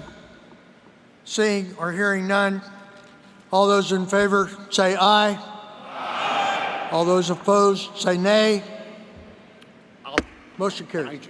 Huh? We're good, thank you. Okay. We're going to committee 600. All right. I'm going to now call on the chairman to cover the 600 series.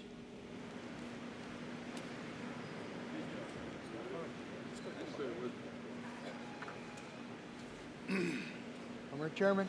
Thank you, sir. Comrade Vice Chairman. Commander Lipphardt, I report that your Convention Committee on Veteran Service Resolutions convened 10 a.m. today to consider and deliberate one resolution and one amendment that were properly presented to the committee. Resolution 621 was submitted after the rejection of Resolution 602. I want to read the 621 to you.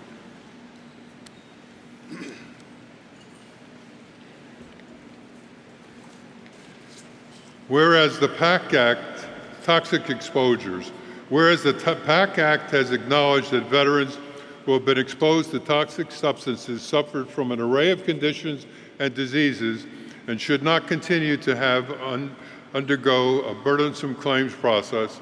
And whereas for decades, VA was reluctant to establish a clear procedure for establishing additional presumptive conditions related to toxic exposures in service.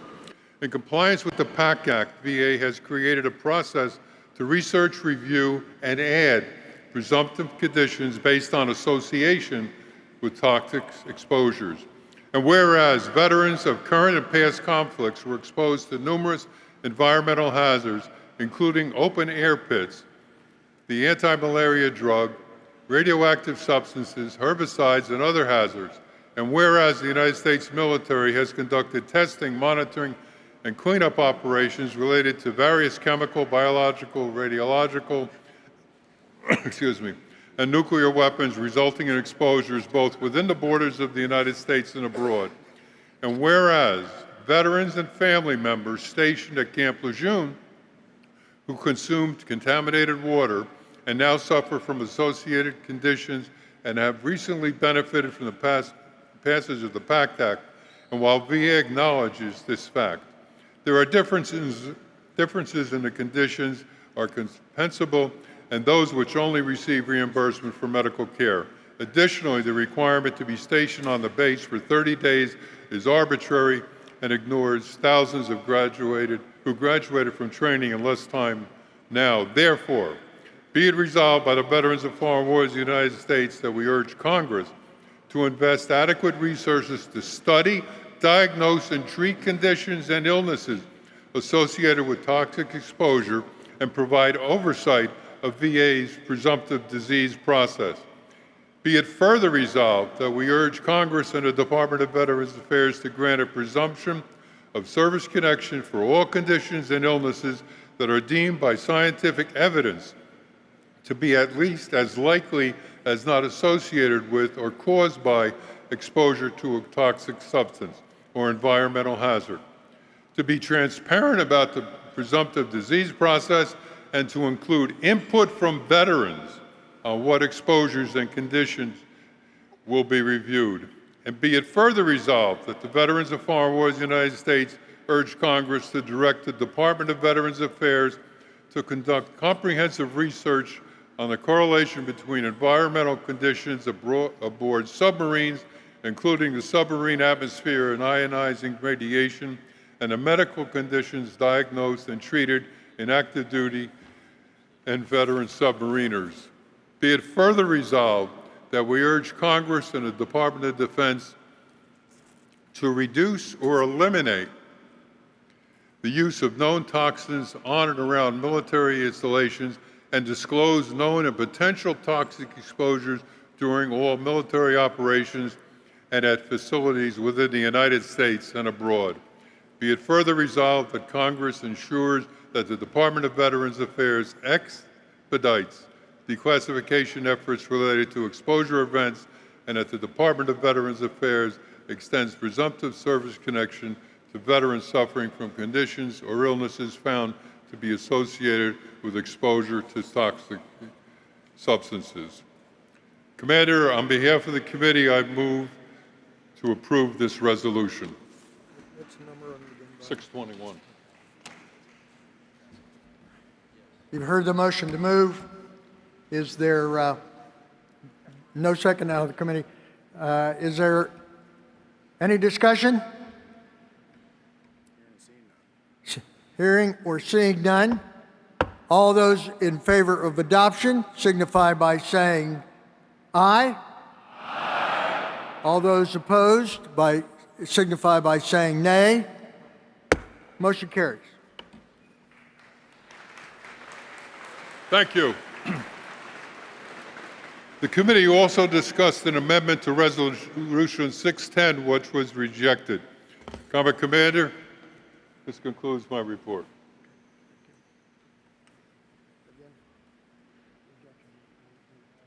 We're going to go into resolutions now. Buy just a couple of minutes for us to get ready. Tell them a fun story. Take off your shirt, dance a little bit, whatever you got to do. We're getting ready to go into the next topic. It's going to take for just a few minutes. Don't panic. Don't leave. Don't. Be patient. And I'll try to join you.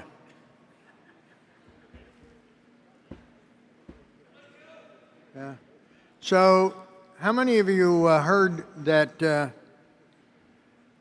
bell ringer at Notre Dame died, Quasimodo? No, I'm not going to go there. Most of you have heard me tell that numerous times, so I'm not doing it again. If you want to hear it, I'll talk to me later, and I'll share that with you. But okay, see, we're ready.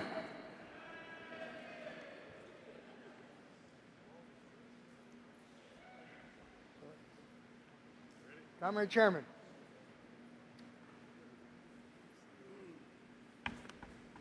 Here we go. Okay. Here we go. All right, we're going to try and get through this best we can. So just so that we can rehash the way this should be done, the committee will read to you what we recommend for approval. If there's anything that needs to be talked about, it's asked to be set aside. We will continue with that list, whether we to approve what's left, before we address the set-asides. Right? Then we will tell you what the committee recommends as rejections. They will automatically go down as rejections unless somebody stands up and makes a motion, not a set-aside, a motion to approve with a second. Then we can discuss it. Are we good on that? So if everything works out right, with time, we'll at least walk out of here with a group of this already approved and or rejected and come back after lunch to discuss it. Fair enough? All right. Ready? You're on.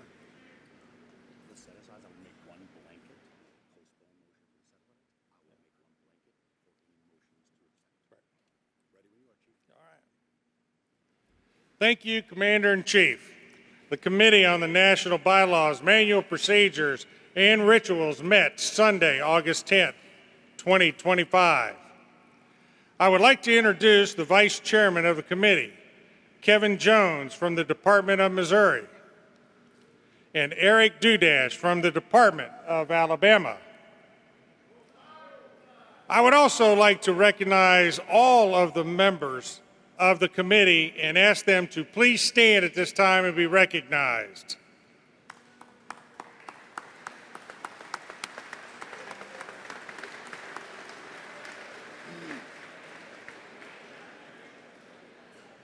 A personal thanks, because it could have been a very contentious committee meeting, and these comrades were very professional, very well spoken, and it went as smooth as silk. Comrades, the proposed amendments are in your booklet that you have received during getting your registration packet. Please refer to your booklets as I read the proposed amendments that the committee recommended for adoption. First, I will read the committee's recommended for approval, then I will initiate a motion to adopt those amendments. If a delegate wishes to set aside a proposed amendment for discussion, they will approach a microphone, state their name, post number, department, and ask that the amendment be set aside. After set-asides have been identified, we will vote on the remaining motion to adopt the other proposed amendments the committee has recommended. Then we will discuss the set-asides, after which we will complete the proposed amendments the committee recommended for adoption. Commander-in-Chief, get your pencils out. The committee recommends for approval the following proposed bylaw amendments. B1, B2, B5, B6, B7. I'd have to redo the math, but this is a coverall. I think you're a little early. B9, B12, B13, B14, B18, and B19.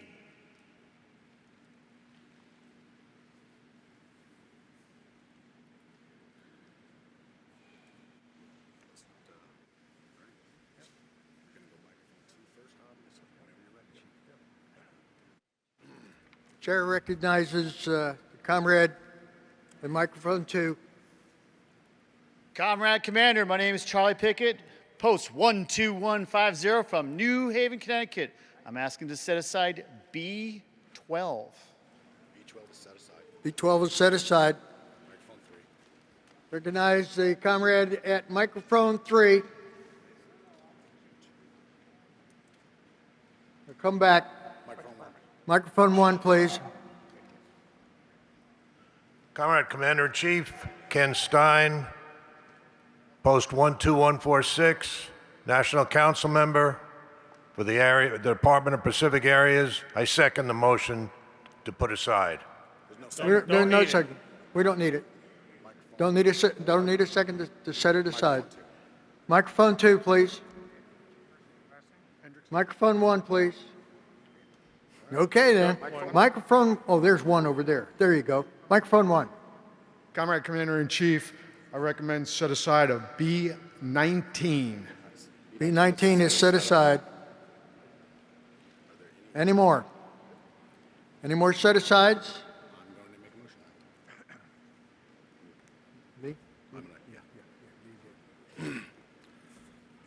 Comrade Commander-in-Chief Joshua Schreck, Judge Advocate General, Delegate of this convention. I move to postpone the set-asides of B12 and B19 for the purpose of discussion until after lunch. Microphone 3. Microphone 3. Microphone 3. Comrade Commander-in-Chief John Mucklebauer, General Counsel Delegate 3172. Second that motion. We have a motion on the floor and a second to postpone those two set-asides until after lunch. Is there any discussion? Microphone 1. Comrade Commander-in-Chief Paul Sparrow, past Commander-in-Chief. I am opposed to that motion. No, he's fine. Okay, go ahead. We have everybody here now. If this is postponed until after lunch, I would venture to guess that a large number, if not the majority, of the individuals in this hall right now will not return for various reasons. And it is much too important. We should be discussing these issues right now while everybody's here. Thank you. Any other discussion? Any more discussion? Any more discussion? I do. Comrade Commander-in-Chief Joshua Schreck, Judge Advocate General, Delegate to this convention, second time speaking. The reason I'm making the motion to postpone this in this moment is because we want to make sure you, the members, are properly counted. We can go ahead if you'd like. The problem's going to be there could be an issue with the delegates and your voice may not be heard. And I don't know about you, but I want your voice heard. So I would ask that you support postponing this until after lunch. If you can't make it back here after lunch, that's on you for not giving a shit about this organization. I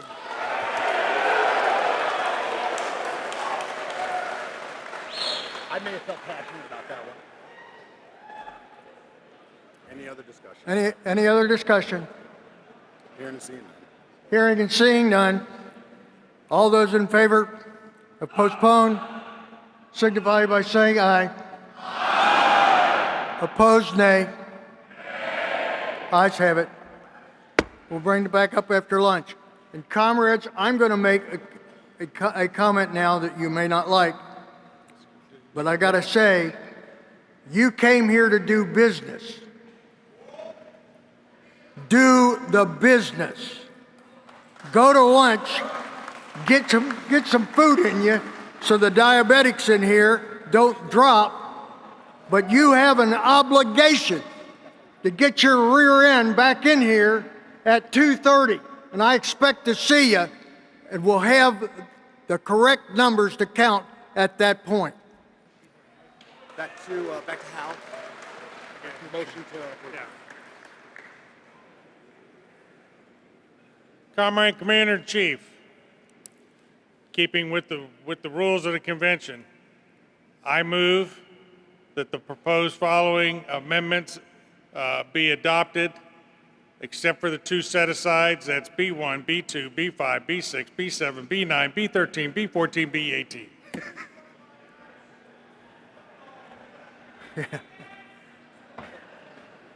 the motion. Is there any discussion? I have that motion. Is there any discussion? Hearing and seeing none. Hearing and seeing none. All those in favor say aye. Aye. Opposed, nay. Motion carries.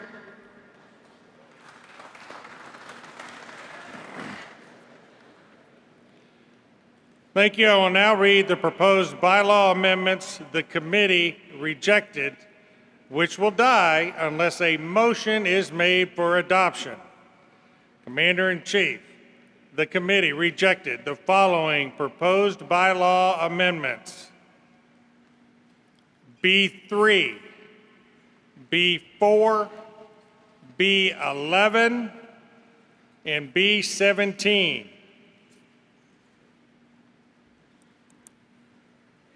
Are there any motions to adopt these amendments?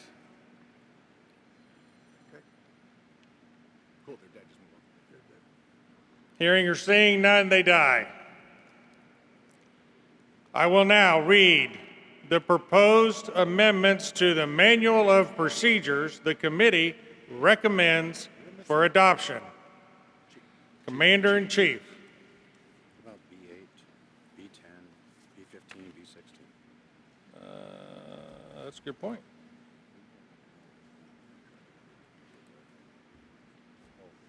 Quit. We're missing B8. Okay. I was just saying that. We're missing that. There was no recommendations on anything for B8 or B10 or B15 or B16? Where are they all at?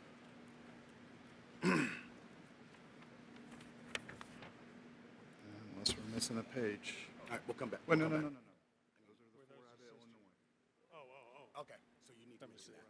All right, so here we go. All right, just for clarification, B8, B10, B15, and B16, the ones submitted from Illinois were withdrawn because they were submitted out of procedure.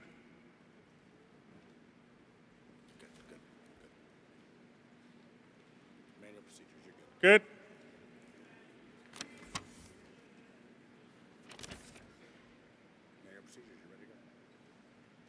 The ones submitted by Illinois,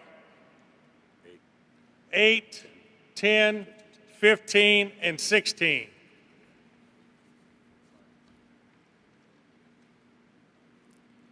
I will now read the proposed amendments of the manual procedures the committee recommended for adoption. Commander-in-Chief, these proposed amendments are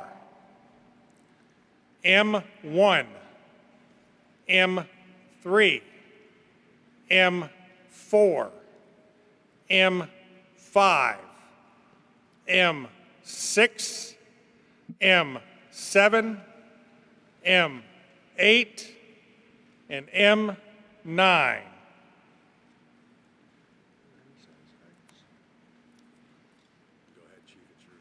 Commander-in-Chief, in keeping with the rules of this convention, I move these proposed amendments are adopted. Are there any set-asides?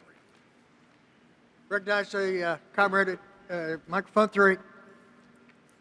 Commander-in-Chief, Mark Arduino, Quartermaster General, VFW Post 3238, delegate to this convention. I'd like to set aside M7. M7 is set aside.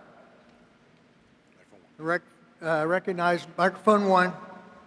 Commander-in-Chief, Ed Hendrickson, Post 4809, Chesapeake, Virginia. I'd like to set aside M9. M9 is set aside. Seeing no others, we'll go to... let me make a motion. Yeah, that's what I'm saying.